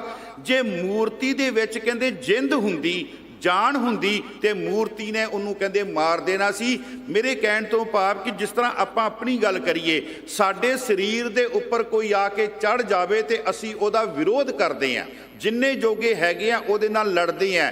ਜੇ ਉਹ ਕਮਜ਼ੋਰ ਹੈ ਤੇ ਅਸੀਂ ਉਹਨੂੰ ਮਾਰਨ ਤੱਕ ਵੀ ਜਾਂਦੇ ਆ। ਬਾਬਾ ਕਬੀਰ ਜੀ ਕਹਿੰਦੇ ਪਖਾਨ ਗੱਡ ਕੇ ਮੂਰਤ ਕੀਨੀ, ਦੇ ਕੇ ਛਾਤੀ ਪਾਉ, ਜੇ ਇਹ ਮੂਰਤ ਸਾਚੀ ਹੈ ਤਾਂ ਗੜਨ ਹਾਰੇ ਖਾਓ। ਕਹਿੰਦੇ ਜੇ ਇਹ ਮੂਰਤ ਕਹਿੰਦੇ ਸੱਚੀ ਹੁੰਦੀ, ਜਿਹਨੂੰ ਤੂੰ ਜਾ ਕੇ ਫੁੱਲ ਅਰਪਣ ਕਰ ਰਹੀ ਹੈ, ਜਿਹਨੂੰ ਜਾ ਕੇ ਤੂੰ ਮਾਲਾ ਭੇਟ ਕਰ ਰਹੀ ਹੈ, ਜੇ ਇਹ ਕਹਿੰਦੇ ਸੱਚੀ ਹੁੰਦੀ ਨਾ, ਜਦੋਂ ਉਹਦੇ ਢਿੱਡ ਦੇ ਉੱਪਰ, ਛਾਤੀ ਦੇ ਉੱਪਰ ਉਹ ਬੁੱਤ ਘੜਨ ਵਾਲੇ ਨੇ ਆਪਣੇ ਪੈਰ ਰੱਖੇ ਸੀਗੇ, ਕੁਦਰਤੀ ਉਹਨੂੰ ਤਕਲੀਫ ਤਾਂ ਹੋਈ ਹੋਵੇਗੀ, ਉਹਨੇ ਕਹਿੰਦੇ ਉੱਠ ਕੇ ਉਹਨੂੰ ਹੀ ਕਹਿੰਦੇ ਮਾਰ ਦੇਣਾ ਸੀ। ਕਹਿੰਦੇ ਤੂੰ ਕਿਹੜੇ ਭੁਲੇਖਿਆਂ ਦੇ ਵਿੱਚ ਕਹਿੰਦੇ ਪਈ ਹੋਈ ਹੈ। ਪਖਾਨ ਗੱਡ ਕੇ ਮੂਰਤ ਕੀਨੀ, ਦੇ ਕੇ ਛਾਤੀ ਪਾਉ, ਜੇ ਇਹ ਮੂਰਤ ਸਾਚੀ ਹੈ ਤਾਂ ਗੜਨ ਹਾਰੇ ਖਾਓ। ਗੜਨ ਹਾਰੇ ਨੂੰ ਉਹਨੂੰ ਵੀ ਕਹਿੰਦੇ ਉਹਨੇ ਮਾਰ ਦੇਣਾ ਸੀ। ਕਹਿੰਦੇ ਮੈਂ ਅੱਗੇ ਚੱਲਾਂ, ਅੱਗੇ ਬਾਬਾ ਕਬੀਰ ਜੀ ਕਹਿੰਦੇ ਤੂੰ ਕਹਿੰਦੇ ਭੁੱਲੀ ਹੋਈ ਹੈ, ਕਹਿੰਦੇ ਸੰਸਾਰ ਨੂੰ ਤੂੰ ਭੁਲਾ ਕੇ ਆਪਣੇ ਪਿੱਛੇ ਲਾਇਆ ਹੋਇਆ, ਪਰੰਤੂ ਮੈਂ ਨਹੀਂ ਕਹਿੰਦੇ ਭੁੱਲਿਆ ਹੋਇਆ, ਮੈਂ ਤੇਰੇ ਕਹਿੰਦੇ ਮਗਰ ਨਹੀਂ ਕਹਿੰਦੇ ਲੱਗਾਂਗਾ। ਹੁਣ ਬਾਬਾ ਕਬੀਰ ਜੀ ਕਹਿੰਦੇ ਮੈਂ ਕਿਉਂ ਨਹੀਂ ਭੁੱਲਿਆ ਹੋਇਆ? ਭੁੱਲੀ ਮਾਲਨ ਜਗ ਭੁਲਾਨਾ, ਹਮ ਭੁਲਾਨੇ ਨਾਹੀਂ। ਮੈਂ ਨਹੀਂ ਕਹਿੰਦੇ ਭੁੱਲਿਆ। ਬਾਬਾ ਕਬੀਰ ਜੀ ਕਿਉਂ ਨਹੀਂ ਭੁੱਲੇ? ਕਿਉਂਕਿ ਬਾਬਾ ਕਬੀਰ ਜੀ ਕਹਿੰਦੇ ਆ, ਕਬੀਰ ਕੋ ਸੁਆਮੀ ਐਸੋ ਠਾਕੁਰ, ਜਾ ਕੇ ਮਾਏ ਨਾ ਬਾਪੋ ਰੇ। ਕਬੀਰ ਜੀ ਕਹਿੰਦੇ ਮੇਰਾ ਉਹ ਠਾਕੁਰ ਹੈ, ਮੇਰਾ ਉਹ ਇਸ਼ਟ ਹੈ, ਮੇਰਾ ਸਿਰ ਉਹਦੇ ਅੱਗੇ ਝੁਕਦਾ ਹੈ ਜਿਹੜਾ ਕਿਸੇ ਮਾਂ ਤੇ ਬਾਪ ਚੋਂ ਕਹਿੰਦੇ ਪੈਦਾ ਨਹੀਂ ਹੋਇਆ। ਕਹਿੰਦੇ ਕਬੀਰ ਕੋ ਸੁਆਮੀ ਐਸੋ ਠਾਕੁਰ ਜਾ ਕੇ ਮਾਏ ਨਾ ਬਾਪੋ ਰੇ। ਮੈਂ ਤਾਂ ਨਹੀਂ ਕਹਿੰਦੇ ਭੁੱਲਿਆ ਹੋਇਆ। ਤੇ ਬਾਬਾ ਨਾਮਦੇਵ ਜੀ ਕਹਿੰਦੇ ਹਿੰਦੂ ਪੂਜੇ ਦੇਹੁਰਾ, ਮੁਸਲਮਾਨ ਮਸੀਤ, ਨਾਮੇ ਸੋਈ ਸੇਵਿਆ, ਜਹ ਦੇਹੁਰਾ ਨਾ ਮਸੀਤ। ਭਗਤ ਨਾਮਦੇਵ ਜੀ ਕਹਿੰਦੇ ਮੈਂ ਹਿੰਦੂ ਕਹਿੰਦੇ ਮੰਦਰਾਂ ਦੇ ਵਿੱਚ ਜਾਂਦੇ, ਮੁਸਲਮਾਨ ਜਿਹੜੇ ਮਸੀਤ ਵਿੱਚ ਜਾਂਦੇ, ਲੇਕਿਨ ਉਹ ਉੱਥੇ ਜਾ ਕੇ ਉੱਥੇ ਹੀ ਰੱਬ ਨੂੰ ਮੰਨਦੇ ਕਿ ਰੱਬ ਇੱਥੇ ਹੀ ਹੈ। ਲੇਕਿਨ ਕਹਿੰਦੇ ਮੈਂ ਤੇ ਉਹਨੂੰ ਕਹਿੰਦੇ ਮੰਨਦਾ ਜਿਹੜਾ ਨਾ ਕਹਿੰਦੇ ਦੇਹੁਰਾ ਦੇ ਵਿੱਚ ਹੈ ਤੇ ਨਾ ਕਹਿੰਦੇ ਉਹ ਮਸੀਤ ਦੇ ਵਿੱਚ ਹੈ। ਬਾਬਾ ਕਬੀਰ ਜੀ ਕਹਿੰਦੇ ਕਿ ਤੂੰ ਕਹਿੰਦੇ ਮਾਲਣ ਭੁੱਲੀ ਹੋਈ ਹੈ, ਜੱਗ ਨੂੰ ਵੀ ਤੂੰ ਆਪਣੇ ਪਿੱਛੇ ਭੁਲਾਇਆ, ਲੇਕਿਨ ਕਹਿੰਦੇ ਹਮ ਭੁਲਾਣੇ ਨਾਹੀਂ, ਹਮ ਭੁਲਾਣੇ ਨਾਹੀਂ। ਆਓ ਇੱਕ ਹੋਰ ਪ੍ਰਮਾਣ ਲਈਏ ਗੁਰੂ ਨਾਨਕ ਦੇਵ ਜੀ ਮਹਾਰਾਜ ਦਾ। ਗੁਰੂ ਨਾਨਕ ਦੇਵ ਜੀ ਮਹਾਰਾਜ ਕਹਿੰਦੇ ਹੈ ਦੇਵੀ ਦੇਵਾ ਪੂਜੀਏ ਭਾਈ, ਕਿਆ ਮੰਗੂ ਕਿਆ ਦੇ। ਤੂੰ ਇਹਨਾਂ ਨੂੰ ਕਹਿੰਦੇ ਇਹਨਾਂ ਨੂੰ ਪੂਜਾ ਕਰਦਾ ਫਿਰਦਾ, ਇਹਨਾਂ ਦੇ ਸਾਹਮਣੇ ਸਿਰ ਕਹਿੰਦੇ ਮੱਥੇ ਟੇਕਦਾ ਫਿਰਦਾ। ਦੇਵੀ ਦੇਵਾ ਪੂਜੀਏ ਭਾਈ, ਕਿਆ ਮੰਗੂ ਕਿਆ ਦੇ। ਪਾਹਨ ਨੀਰ ਪਖਾਲੀਏ ਭਾਈ, ਜਲ ਮੇ ਬੂਢੇ ਤੇ। ਕਹਿੰਦੇ ਇਹਨਾਂ ਨੇ ਆਪ ਵੀ ਕਹਿੰਦੇ ਪਾਣੀ ਵਿੱਚ ਡੁੱਬ ਜਾਣਾ ਤੇ ਤੈਨੂੰ ਵੀ ਨਾਲ ਲੈ ਕੇ ਕਹਿੰਦੇ ਡੋਬ ਦੇਣਾ। ਕਹਿੰਦੇ ਦੇਵੀ ਦੇ ਦੇਖੋ ਮੇਰੀ ਇੱਕ ਬੇਨਤੀ ਮੈਂ ਕਰ ਦਿਆਂ, ਕਿਸੇ ਦਾ ਸਿਧਾਂਤ ਹੋ ਸਕਦਾ ਹੈ ਕੋਈ ਮਤ ਹੈ, ਉਹਨੂੰ ਉਹਦਾ ਮਤ ਮੁਬਾਰਕਬਾਦ ਹੈ, ਲੇਕਿਨ ਜੋ ਗੁਰੂ ਨਾਨਕ ਦੇਵ ਜੀ ਦਾ ਸਿਧਾਂਤ ਹੈ ਅਸੀਂ ਤਾਂ ਉਸ ਨੂੰ ਹੀ ਪ੍ਰਚਾਰਨਾ ਹੈ। ਮਹਾਰਾਜ ਫਰਮਾਉਂਦੇ, ਔਰ ਦੂਸਰੀ ਗੱਲ ਇਹ ਕਿਸੇ ਤੇ ਕਟਾਕਸ਼ ਕਰਕੇ ਨਹੀਂ ਹੈ, ਕਿਉਂਕਿ ਗੁਰੂ ਨਾਨਕ ਦੇਵ ਜੀ ਦੀ ਬਾਣੀ ਦੇ ਵਿੱਚ ਇਹ ਗੱਲਾਂ ਹਨ, ਇਹ ਸਾਰੇ ਵਿਚਾਰ ਹਨ। ਮਹਾਰਾਜ ਫਰਮਾਉਂਦੇ ਦੇਵੀ ਦੇਵਾ ਪੂਜੀਏ ਭਾਈ, ਕਿਆ ਮੰਗੂ ਕਿਆ ਦੇ।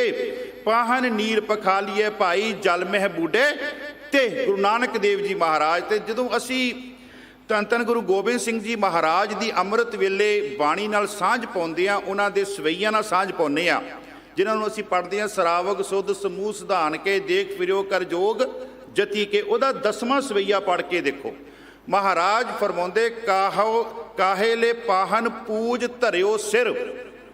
ਕਿਉਂ ਤੂੰ ਕਹਿੰਦੇ ਪੱਥਰਾਂ ਦੇ ਸਾਹਮਣੇ ਆਪਣਾ ਸਿਰ ਝੁਕਾਉਂਦਾ ਫਿਰਦਾ। ਮਾਫ ਕਰਨਾ ਮੈਂ ਇੱਥੇ ਥੋੜ੍ਹਾ ਜਿਹਾ ਰੁਕਣਾ ਚਾਹਾਂਗਾ। ਜੇਕਰ ਕਿਤੇ ਅਸੀਂ ਧੰਨ ਧੰਨ ਗੁਰੂ ਗੋਬਿੰਦ ਸਿੰਘ ਜੀ ਮਹਾਰਾਜ ਔਰ ਗੁਰੂ ਗ੍ਰੰਥ ਸਾਹਿਬ ਜੀ ਦਾ ਸਿਧਾਂਤ ਇੱਕਦਮ ਬਿਲਕੁਲ ਆਪਣੀ ਜ਼ਿੰਦਗੀ ਦੇ ਵਿੱਚ ਅਪਣਾਇਆ ਹੁੰਦਾ ਨਾ, ਤੇ ਅੱਜ ਮੈਂ ਇਸ ਤਰ੍ਹਾਂ ਦੇ ਦੇਖੇ ਆ ਜਿਹੜੇ ਗਾਤਰੇ ਪਾ ਕੇ ਵੀ ਉਹ ਵੀਰਵਾਰ ਦੇ ਦਿਨ ਮਿੱਠੇ ਚੌਲ ਬਣਾ ਕੇ ਲੈ ਕੇ ਜਾਂਦੇ ਆ। ਵੀਡੀਓ ਕਈ ਵਾਇਰਲ ਹੁੰਦੀਆਂ। ਮੈਂ ਬੜਾ ਦੁੱਖ ਹੁੰਦਾ ਜਦੋਂ ਵੀ ਸਾਡੇ ਕੋਲ ਇੰਨਾ ਮਹਾਨ ਫਲਸਫਾ ਹੋਣ ਦੇ ਬਾਵਜੂਦ ਅਸੀਂ ਕਿੱਧਰਲੇ ਪਾਸੇ ਨੂੰ ਤੁਰੇ ਜਾਂਦੇ ਹਾਂ। ਇਹ ਇੱਕ ਤਰਾਸਦੀ ਹੈ। ਤੇ ਫਿਰ ਅੱਗੋਂ ਜੇ ਪੁੱਛੀਏ ਤੇ ਜਵਾਬ ਕੀ ਦਿੰਦੇ, ਕਹਿੰਦੇ ਜੀ ਅਸੀਂ ਤੇ ਸਾਰਿਆਂ ਨੂੰ ਖੁਸ਼ ਕਰਦੇ ਹਾਂ। ਮੈਂ ਕਿਹਾ ਤੁਹਾਡੇ ਤੋਂ ਕੋਈ ਵੀ ਖੁਸ਼ ਨਹੀਂ ਹੋਇਆ, ਇਹ ਤੁਹਾਡੀ ਆਪਣੀ ਸੋਚ ਹੈ। ਕਿਉਂਕਿ ਸਿੱਧੀ ਜੀ ਗੱਲ ਮੈਂ ਗੱਲ ਕਹਿਣਾ ਹੁੰਨਾ, ਦੋ ਟੁਕੀ ਗੱਲ ਇੱਕ ਮਿਆਨ ਵਿੱਚ ਦੋ ਤਲਵਾਰਾਂ ਨਹੀਂ ਉਹ ਪੈ ਸਕਦੀਆਂ। ਇੱਕ ਮਿਆਨ ਵਿੱਚ ਦੋ ਤਲਵਾਰਾਂ ਨਹੀਂ ਪੈ ਸਕਦੀਆਂ। ਅਸੀਂ ਪਾਉਣ ਦੀ ਕੋਸ਼ਿਸ਼ ਕਰ ਰਹੇ ਹਾਂ। ਮੈਂ ਨਾ ਯੂਰਪ ਗਿਆ 2019 ਦੇ ਵਿੱਚ, ਆ 2 ਸਾਲ ਤੇ ਨਹੀਂ ਜਾ ਹੋਇਆ। ਕਥਾ ਕੀਤੀ ਗੁਰਦੁਆਰਾ ਸਾਹਿਬ ਦੇ ਵਿੱਚੋਂ। ਗੁਰਦੁਆਰਾ ਸਾਹਿਬ ਦੀ ਕਮੇਟੀ ਦੇ ਕੁਝ ਮੈਂਬਰ ਆਏ, ਕਹਿੰਦੇ ਭਾਈ ਸਾਹਿਬ ਤੁਹਾਨੂੰ ਮੰਗਲਵਾਰ ਸਾਡੇ ਵਾਸਤੇ ਟਾਈਮ ਕੱਢਿਓ। ਮੈਂ ਕਿਹਾ ਹਾਂਜੀ ਹੁਕਮ ਕਰੋ। ਕਹਿੰਦੇ ਤੁਹਾਨੂੰ ਕੁਝ ਦਿਖਾ ਕੇ ਲਿਆਉਣਾ। ਮੈਂ ਕਿਹਾ ਚਲੋ ਦੱਸੋ। ਜਦੋਂ ਸਾਧ ਸੰਗਤ ਜੀ ਮੰਗਲਵਾਰ ਮੈਨੂੰ ਲੈ ਕੇ ਗਏ ਤੇ ਜਿਹੜੇ ਕਥਾ ਸੁਣਨ ਵਾਸਤੇ ਦਾਸ ਦੇ ਸਾਹਮਣੇ ਬੈਠੇ ਸੀ ਨਾ, ਉਹ ਵੀ ਜਨਮ ਪੱਤਰੀਆਂ ਆਪਣੀਆਂ ਜਿਹੜੀਆਂ ਕੁੰਡਲੀਆਂ ਜਿਹੜੀਆਂ ਉਹ ਮੰਗਲਵਾਰ ਜਾ ਕੇ ਤੇ ਉੱਥੋਂ ਆਪਣੀਆਂ ਪੱਤਰੀਆਂ ਫੈਲਾ ਰਹੇ ਆ। ਜਦ ਕਿ ਬਾਣੀ ਕਹਿੰਦੀ ਹੈ ਸਾਹਾ ਗਨੇ ਨਾ ਕਰੇ ਵਿਚਾਰ, ਸਾਹੇ ਉੱਪਰ ਏਕ ਓੰਕਾਰ। ਸਾਹਾ ਗਨੇ ਨਾ ਕਰੇ ਵਿਚਾਰ, ਸਾਹੇ ਇਸੇ ਲਈ ਗੁਰੂ ਨਾਨਕ ਦੇਵ ਜੀ ਨੇ ਸਾਨੂੰ ਇੱਕ ਓੰਕਾਰ ਦਿੱਤਾ ਕਿ ਜਦੋਂ ਵੀ ਤੂੰ ਗੁਰੂ ਗ੍ਰੰਥ ਸਾਹਿਬ ਦੀ ਵਿਚਾਰ ਕਰਨੀ ਹੈ ਨਾ, ਆਪਣੇ ਜ਼ਿਹਨ ਦੇ ਵਿੱਚ ਆਪਣੇ ਮਸਤਕ ਦੇ ਵਿੱਚ ਆਪਣੀਆਂ ਅੱਖਾਂ ਦੇ ਸਾਹਮਣੇ ਇੱਕ ਓੰਕਾਰ ਦਾ ਸਰੂਪ ਲੈ ਕੇ ਆਉਣਾ। ਹਿਰਦੇ ਦੇ ਵਿੱਚ ਵੀ ਤੇਰੇ ਇੱਕ ਓੰਕਾਰ ਹੋਵੇ, ਤੇਰੇ ਮਸਤਕ ਦੇ ਵਿੱਚ ਵੀ ਇੱਕ ਓੰਕਾਰ, ਜਿਹਦੇ ਚੋਂ ਇਹ ਗੱਲਾਂ ਨਿਕਲ ਰਹੀਆਂ, ਬੁੱਧੀ ਨਾਲ ਤੂੰ ਸੋਚ ਸੋਚ ਕੇ ਗੱਲਾਂ ਕੱਢ ਰਿਹਾ, ਤੇ ਤੇਰੀਆਂ ਅੱਖਾਂ ਦੇ ਸਾਹਮਣੇ ਵੀ ਇਹ ਇੱਕ ਓੰਕਾਰ ਹੋਵੇ। ਜਦੋਂ ਤੂੰ ਇੱਕ ਓੰਕਾਰ ਨੂੰ ਆਪਣਾ ਇਸ਼ਟ ਮੰਨ ਕੇ, ਆਪਣਾ ਸਿਧਾਂਤ ਮੰਨ ਕੇ ਇਹਦੀ ਵਿਚਾਰ ਕਰੇਗਾ ਨਾ, ਫਿਰ ਤੂੰ ਕਦੀ ਵੀ ਆਪਣੀ ਵਿਚਾਰ ਤੋਂ ਆਸੇ ਪਾਸੇ ਨਹੀਂ ਹੋਵੇਗਾ। ਗੁਰੂ ਗੋਬਿੰਦ ਸਿੰਘ ਜੀ ਮਹਾਰਾਜ ਫਰਮਾਉਂਦੇ, ਕਾਹੇ ਲੇ ਪਾਹਨ ਪੂਜ ਧਰਿਓ ਸਿਰ, ਕਾਹੇ ਲੇ ਲਿੰਗ ਗਰੇ ਲਟਕਾਇਓ, ਸ਼ਿਵਲਿੰਗ ਨੂੰ ਗਲੇ ਵਿੱਚ ਪਾ ਕੇ ਘੁੰਮਦੇ ਫਿਰਦੇ। ਕਾਹੂ ਲਖਿਓ ਹਰ ਅਵਾਚੀ ਦਿਸ਼ਾ ਮੈਂ, ਕਿਉਂ ਕਹਿੰਦੇ ਤੂੰ ਦੱਖਣ ਦਿਸ਼ਾ ਨੂੰ ਕਹਿੰਦੇ ਮੱਥਾ ਟੇਕਦਾ ਫਿਰਦਾ, ਕਿਉਂਕਿ ਹਿੰਦੂ ਧਰਮ ਦੀ ਮਨੌਤ ਹੈ ਦੱਖਣ ਦੇਸ਼ ਹਰੀ ਕਾ ਬਾਸਾ। ਮਹਾਰਾਜ ਕਹਿੰਦੇ ਕਿੱਧਰਲੇ ਪਾਸੇ ਨੂੰ ਤੂੰ ਕਹਿੰਦੇ ਤੁਰਿਆ, ਕਹਿੰਦੇ ਕਾਹੂ ਲਖਿਓ ਹਰ ਅਵਾਚੀ ਦਿਸ਼ਾ ਮੈਂ, ਕਾਹੂ ਪਿਸ਼ਾਕੋ ਸੀਸ ਨਿਵਾਇਓ, ਕਿਉਂ ਪੱਛਮ ਵਾਲੇ ਪਾਸੇ ਨੂੰ ਤੂੰ ਮੱਥੇ ਟੇਕਦਾ ਫਿਰਦਾ, ਕਿਉਂਕਿ ਮੁਸਲਮਾਨ ਦੀ ਮਨੌਤ ਹੈ, ਅਗਰ ਹਿੰਦੂ ਕਹਿ ਰਿਹਾ ਦੱਖਣ ਦੇਸ਼ ਹਰੀ ਕਾ ਵਾਸਾ, ਤੇ ਉਹ ਕਹਿ ਰਿਹਾ ਪੱਛਮ ਅੱਲ੍ਹਾ ਮੁਕੰਮਾ, ਪੱਛਮ ਦੇ ਪਾਸੇ ਕਹਿੰਦਾ ਸਾਡਾ ਅੱਲਾ ਵੈ। ਲੇਕਿਨ ਫਿਰ ਅੱਗੇ ਜਾ ਕੇ ਮਹਾਰਾਜ ਕਹਿੰਦੇ ਦਿਲ ਮੈਂ ਖੋਜ ਦਿਲੇ ਮੈਂ ਖੋਜੋ, ਇਹੀ ਠੌਰ ਮੁਕਾਮਾ। ਆਪਣੇ ਦਿਲ ਦੇ ਵਿੱਚ ਕਹਿੰਦੇ ਖੋਜ ਪਰਮਾਤਮਾ ਤੇ ਤੇਰਾ ਅੰਦਰ ਬੈਠਾ ਹੋਇਆ, ਕਹਿੰਦੇ ਇਸੇ ਨੂੰ ਗੁਰੂ ਤੇਗ ਬਹਾਦਰ ਜੀ ਮਹਾਰਾਜ ਡੰਕੇ ਦੀ ਚੋਟ ਤੇ ਕਹਿੰਦੇ ਆ, ਕਾਹੇ ਰੇ ਬਨ ਖੋਜਨ ਜਾਈ, ਮੁੜਿਆ ਮੇਰੇ ਬੱਚਿਆ ਮੁੜਿਆ, ਤੇਰੇ ਘਰ ਬੱਚੇ ਵੀ ਆ, ਤੇਰੇ ਘਰ ਵਾਲੀ ਵੀ ਆ, ਤੇਰੇ ਰਿਸ਼ਤੇਦਾਰ ਵੀ ਆ, ਕਿਉਂ ਛੱਡ ਕੇ ਚੱਲਿਆ। ਕਹਿੰਦੇ ਮੈਂ ਕਹਿੰਦਾ ਹੁੰਨਾ ਇਹ ਸ਼ਬਦ ਦੇ ਵਿੱਚ ਨਾ ਗੁਰੂ ਤੇਗ ਬਹਾਦਰ ਜੀ ਮਹਾਰਾਜ ਤਰਲਾ ਲੈ ਰਹੇ ਆ, ਕਾਹੇ ਰੇ ਬਨ ਖੋਜਨ ਜਾਈ, ਸਰਬ ਨਿਵਾਸੀ ਸਦਾ ਅਲੇਪਾ ਤੋ ਹੀ ਸੰਗ ਸਮਾਈ, ਪੋਹਪ ਮਦ ਜਿਉ ਬਾਸ ਬਸਤ ਹੈ, ਮੁਕਰ ਮਾਹੇ ਜੈਸੇ ਸ਼ਾਈ, ਤੈਸੇ ਹੀ ਹਰ ਬਸੇ ਨਿਰੰਤਰ ਘਟ ਹੀ ਖੋਜੋ। ਫਰੀਦਾ ਜੰਗਲ ਜੰਗਲ ਕਿਆ ਭਵੇਂ, ਵਨ ਕੰਡਾ ਮੋੜੇ, ਵਸੀ ਰੱਬ ਹਿਆਲੀਐ, ਜੰਗਲ ਕਿਆ। ਰੱਬ ਨੂੰ ਲੱਭਣ ਵਾਸਤੇ ਹੀ ਸਾਰੇ ਤੂੰ ਕੰਮ ਕਰਦਾ ਫਿਰਦਾ ਨਾ, ਕਦੀ ਤੂੰ ਬੁੱਤ ਬਣਾਉਣਾ ਫਿਰਦਾ, ਕਦੀ ਮਾਫ ਕਰਨਾ ਕਿਸੇ ਨੂੰ ਕੀ ਕਹੀਏ ਸਾਧ ਸੰਗਤ ਜੀ, ਸਾਡੀਆਂ ਵੀ ਸਰਦਾਰਾਂ ਦੀਆਂ ਗੱਡੀਆਂ ਦੇ ਵਿੱਚ ਗੁਰੂ ਨਾਨਕ ਦਾ ਬੁੱਤ ਬਣਿਆ ਹੋਇਆ ਬੈਠਾ ਹੋਇਆ, ਉਹ ਚਾਈਨਾ ਤੋਂ ਬਣ ਕੇ ਆਏ ਆ। ਉਹਨਾਂ ਨੇ ਚਲੋ ਇਹ ਕੰਮ ਤਾਂ ਕੀਤੇ ਹੈ ਕਿ ਉਹਨਾਂ ਨੇ ਪੈਸੇ ਕਮਾਣੇ, ਕਮ ਸੇ ਕਮ ਅਸੀਂ ਤੇ ਕੋਈ ਸੋਚ ਕਰੀਏ, ਅਸੀਂ ਤੇ ਕੋਈ ਸੋਝੀ ਕਰੀਏ ਇਸ ਤਰ੍ਹਾਂ ਦੀ, ਅਸੀਂ ਤੇ ਇਹਨਾਂ ਗੱਲਾਂ ਤੋਂ ਥੋੜ੍ਹਾ ਜਿਹਾ ਇੱਕ ਪਾਸੇ ਹੋਈਏ। ਮਹਾਰਾਜ ਕਹਿੰਦੇ ਹੈ ਕਿ ਤੂੰ ਫਿਰ ਅੱਗੇ ਜਾ ਕੇ ਮਹਾਰਾਜ ਕਹਿੰਦੇ, ਕੋ ਬਤਾਨ ਕੋ ਪੂਜਤ ਹੈ ਪਸ, ਕੋ ਮਿਰਤਾਨ ਕੋ ਪੂਜਨ ਧਾਇਓ, ਕੂਰ ਕਿਰਿਆ ਉਰਜੋ ਸਭ ਹੀ ਜਗ ਸ੍ਰੀ ਭਗਵਾਨ ਕੋ ਭੇਦ ਨਾ ਪਾਇਓ। ਕਿਹੜੇ ਪਾਸੇ ਨੂੰ ਤੂੰ ਕਹਿੰਦੇ ਤੁਰਿਆ ਹੋਇਆ, ਕਿਉਂ ਤੂੰ ਕਹਿੰਦੇ ਬੁੱਤਾਂ ਨੂੰ ਮੱਥਾ ਟੇਕਦਾ ਫਿਰਦਾ। ਤੇ ਮਹਾਰਾਜ ਕਹਿੰਦੇ ਕੋ ਬਤਾਨ ਕੋ ਪੂਜਤ ਹੈ ਪਸ, ਪਸ ਮੈਨੇ ਪਸ਼ੂ। ਮੈਂ ਹੈਰਾਨ ਹੋਇਆ ਜਦੋਂ ਇਹ ਸ਼ਬਦ ਪੜ੍ਹਿਆ ਵੀ ਮਹਾਰਾਜ ਨੇ ਸਾਨੂੰ ਪਸ਼ੂ ਕਿਹਾ, ਬੰਦੇ ਪੈਦਾ ਕੀਤੇ ਰੱਬ ਨੇ, ਪਰ ਨਹੀਂ। ਸੁਖਮਨੀ ਸਾਹਿਬ ਕਹਿੰਦੀ ਤੂੰ ਹੈ ਬੰਦਾ ਪਰ ਤੇਰੀਆਂ ਕਰਤੂਤਾਂ ਕਹਿੰਦੇ ਪਸ਼ੂ ਵਾਲੀਆਂ। ਕਰਤੂਤ ਪਸ਼ੂ ਕੀ ਮਾਨਸ ਜਾਤ, ਲੋਕ ਪਚਾਰਾ ਕਰੇ ਦਿਨ ਰਾਤ। ਦੁਨੀਆ ਨੂੰ ਖੁਸ਼ ਕਰਨ ਵਾਸਤੇ, ਦੁਨੀਆ 'ਚ ਵਿਚਰਨ ਵਾਸਤੇ ਦਿਨ ਰਾਤ ਉਹਨਾਂ ਨੂੰ ਖੁਸ਼ ਕਰਨ ਵਾਸਤੇ ਮਹਾਰਾਜ ਕਹਿੰਦੇ ਇਹਨਾਂ ਤੋਂ ਵਾਪਸ ਮੁੜ। ਗੁਰੂ ਨਾਨਕ ਦੇਵ ਜੀ ਮਹਾਰਾਜ ਫਰਮਾਉਂਦੇ ਥਾਪਿਆ ਨਾ ਜਾਏ। ਇੱਕ ਹੋਰ ਮੈਂ ਬੇਨਤੀ ਕਰਦਿਆਂ ਰਹਿ ਗਈ, ਮੈਂ ਇਸ ਵਿਚਾਰ ਤੋਂ ਪਹਿਲਾਂ ਕਰਨੀ ਸੀਗੀ। ਕਵੀ ਸੰਤੋਖ ਸਿੰਘ ਜੀ ਨੇ ਨਾ ਇੱਕ ਛੋਟਾ ਜਿਹਾ ਗ੍ਰੰਥ ਲਿਖਿਆ, ਉਹਦਾ ਨਾਮ ਹੈ ਗਰਭ ਗੰਜਨੀ। ਉਹ ਜਪਜੀ ਸਾਹਿਬ ਦੇ ਬਾਰੇ ਔਰ ਸਿੱਖ ਨੂੰ ਨਾ ਕਹਿੰਦੇ ਆ, ਕਹਿੰਦੇ ਸਿੱਖ ਗੁਰੂ ਕਾ ਹੋਏ ਗਇਓ। ਜੇ ਕਿਸੇ ਨੂੰ ਪੁੱਛੀਏ ਤੂੰ ਕੌਣ ਹੈ ਜੀ, ਮੈਂ ਗੁਰੂ ਦਾ ਸਿੱਖ ਹਾਂ ਜੀ, ਤੇ ਫਿਰ ਉਹਨੂੰ ਪੁੱਛਿਆ ਜਾਵੇ ਜਪਜੀ ਕੰਠ ਹੈ, ਕਹਿੰਦਾ ਨਾ।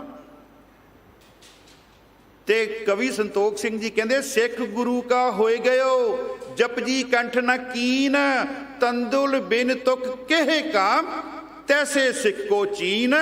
ਜਿਸ ਤਰ੍ਹਾਂ ਕਹਿੰਦੇ ਇੱਕ ਝੋਨਾ ਬੀਜਿਆ ਹੋਇਆ, ਉਸ ਝੋਨੇ ਦੇ ਸਿੱਟੇ ਦੇ ਵਿੱਚ ਕੁਝ ਐਸੇ ਦਾਣੇ ਹਨ ਜਿਨ੍ਹਾਂ ਦੇ ਵਿੱਚ ਚੌਲਾਂ ਦੇ ਦਾਣੇ ਨਹੀਂ ਪਏ। ਕਹਿੰਦੇ ਉਸ ਬੂਟੇ ਦੀ ਕਹਿੰਦੇ ਕੀ ਔਕਾਤ ਹੈ, ਉਹਦੀ ਕੀ ਕਹਿੰਦੇ ਵੈਲਿਊ। ਕਹਿੰਦੇ ਸਿੱਖ ਗੁਰੂ ਕਾ ਹੋਏ ਗਇਓ, ਜਪਜੀ ਕੰਠ ਨਾ ਕੀਨ, ਤੰਦੁਲ ਬਿਨ ਤੁਕ ਕਿਹ ਕਾਮ। ਤੰਦੁਲ ਬਿਨ ਤੁਖ ਕਿਹੇ ਕਾਮ, ਤੈਸੇ ਸਿੱਖੋ ਚੀਨ। ਉਹ ਸਿੱਖ ਦੇ ਉਹ ਹਾਲਾਤ ਹੈ ਜਿਸ ਤੁਖ ਦੇ ਵਿੱਚ ਜਿਹੜਾ ਦਾਣਾ ਹੈ ਚੌਲਾਂ ਦਾ ਉਹ ਨਹੀਂ ਪਿਆ ਔਰ ਉਹਨੂੰ ਕੋਈ ਨਹੀਂ ਜਿਹੜਾ ਹੈਗਾ ਪੁੱਛਦਾ। ਮਹਾਰਾਜ ਆਪਣੇ ਕਵੀ ਸੰਤੋਖ ਸਿੰਘ ਜੀ ਕਹਿੰਦੇ ਕਿ ਜਪਜੀ ਨੂੰ ਕੰਠ ਕਰਨਾ ਸਿੱਖ ਦਾ ਇੱਕ ਮੁੱਢਲਾ ਫਰਜ਼ ਹੈ। ਅੱਗੇ ਮਹਾਰਾਜ ਫਰਮਾਉਂਦੇ, ਥਾਪਿਆ ਨਾ ਜਾਏ ਕੀਤਾ ਨਾ ਹੋਏ। ਉਹ ਪਰਿਪੂਰਨ ਪਰਮਾਤਮਾ ਜਿਹੜਾ ਉਹਨੂੰ ਕੋਈ ਪੈਦਾ ਨਹੀਂ ਕਰ ਸਕਦਾ। ਫਿਰ ਮਹਾਰਾਜ ਉਹ ਕਿਸ ਤਰ੍ਹਾਂ ਹੁੰਦਾ ਹੈ? ਤੇ ਮਹਾਰਾਜ ਕਹਿੰਦੇ ਆਪੇ ਆਪ ਨਿਰੰਜਨ ਸੋਏ। ਉਹ ਆਪਣੇ ਆਪ ਤੋਂ ਕਹਿੰਦੇ ਬਣਿਆ। ਜਿਹਨੂੰ ਤੁਸੀਂ ਪੜ੍ਹ ਕੇ ਗਏ ਹੋ ਸ਼ੁਰੂਆਤ ਦੇ ਵਿੱਚ ਸਹਿਭੰਗ, ਜਿਹਦੀ ਆਪਾਂ ਹੁਣੇ ਵਿਚਾਰ ਕੀਤੀ ਹੈ, ਅਨ ਭਉ ਪ੍ਰਕਾਸ਼, ਉਹ ਆਪਣੇ ਆਪ ਤੋਂ ਸਾਧ ਸੰਗਤ ਜੀ। ਔਰ ਆਸਾ ਕੀ ਵਾਰ ਵਿੱਚ ਮਹਾਰਾਜ ਨੇ ਲਿਖਿਆ, ਆ ਪੀਨੇ ਆਪ ਸਾਜਿਓ, ਆ ਪੀਨੇ ਰਚਿਓ ਨਾਉ। ਉਹ ਪਰਿਪੂਰਨ ਪਰਮਾਤਮਾ ਨੇ ਆਪਣੇ ਆਪ ਨੂੰ ਸਾਜਿਆ। ਬੜਾ ਧਿਆਨ ਨਾਲ ਸੁਣਿਓ, ਸਾਜਿਆ। ਇਹਦਾ ਮਤਲਬ ਕੀ ਕੋਈ ਐਸਾ ਸਮਾਂ ਸੀਗਾ ਜਦੋਂ ਪਰਮਾਤਮਾ ਨਹੀਂ ਸੀਗਾ, ਜਾਂ ਉਹਦੀ ਅਵਸਥਾ ਕੀ ਸੀਗੀ? ਥੋੜਾ ਜਿਹਾ ਇੱਥੇ ਆਪਾਂ ਵਿਚਾਰ ਕਰੀਏ। ਸਾਇੰਟੀਫਿਕ ਗੱਲ ਹੈਗੀ ਹੈ, ਵਿਗਿਆਨੀ ਗੱਲ ਹੈ।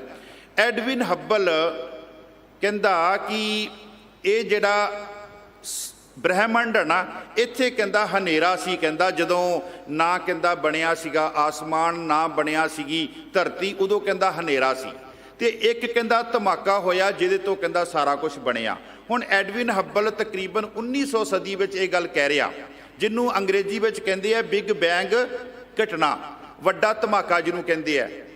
ਬਿਗ ਮੈਨੇ ਵੱਡਾ ਤੇ ਬੈਂਗ ਦਾ ਅਖਰੀ ਅਰਥ ਹੈ ਧਮਾਕਾ। ਉਹਨੇ ਪੰਜਾਬੀ ਵਿੱਚ ਵੱਡਾ ਧਮਾਕਾ ਤੇ ਅੰਗਰੇਜ਼ੀ ਵਿੱਚ ਬਿਗ ਬੈਂਗ ਜਿਹੜੀ ਉਹਦੀ ਇਹ ਥਿਊਰੀ ਹੈਗੀ ਹੈ। ਐਡਵਿਨ ਹੱਬਲ ਉਹਦਾ ਰਾਈਟਰ ਹੈ, ਉਹਨੇ ਇਹਦੀ ਖੋਜ ਕੀਤੀ ਹੈ।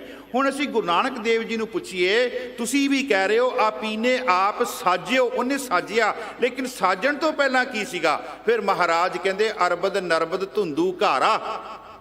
ਐਡਵਿਨ ਹੱਬਲ ਅੱਜ ਕਹਿ ਰਿਹਾ ਧੁੰਦ ਪਈ ਹੋਈ ਹੈ, ਹਨੇਰਾ ਸੀਗਾ, ਲੇਕਿਨ ਗੁਰੂ ਨਾਨਕ ਦੇਵ ਜੀ ਮਹਾਰਾਜ 1469 ਤੋਂ ਲੈ ਕੇ 1539 ਦੇ ਸਮੇਂ ਦੇ ਵਿੱਚ ਕਹਿ ਰਿਹਾ ਅਰਬਦ ਨਰਬਦ ਧੁੰਦੂ ਘਾਰਾ, ਧਰਨ ਨਾ ਗਗਨਾ ਹੁਕਮ ਅਪਾਰਾ।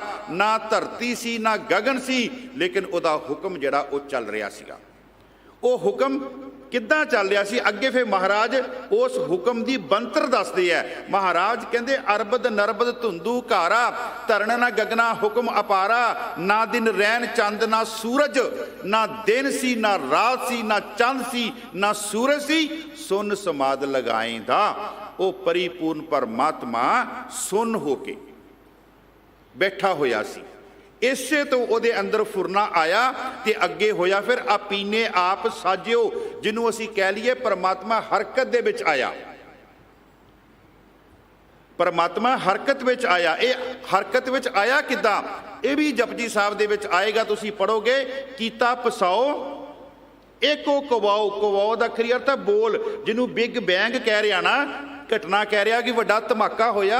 ਜਦੋਂ ਅਸੀਂ ਬੋਲਦੇ ਹਾਂ ਸਾਡੀ ਆਵਾਜ਼ ਨਿਕਲਦੀ ਹੈ। ਪਰਮਾਤਮਾ ਕਹਿੰਦੇ, ਮਹਾਰਾਜ ਕਹਿ ਰਹੇ ਕੀਤਾ ਪਸਾਓ ਏਕੋ ਕਵਾਓ, ਤਿਸਤੇ ਹੋਏ ਲੱਖ ਦਰਿਆਓ। ਫਿਰ ਉਹਦੇ ਤੇ ਉਹਦੇ ਬੋਲਣ ਤੋਂ ਪਸਾਰਾ ਹੋਇਆ ਔਰ ਇਹ ਸਾਰੀ ਜਿਹੜੀ ਸ੍ਰਿਸ਼ਟੀ ਹੈ ਉਹ ਬਣੀ।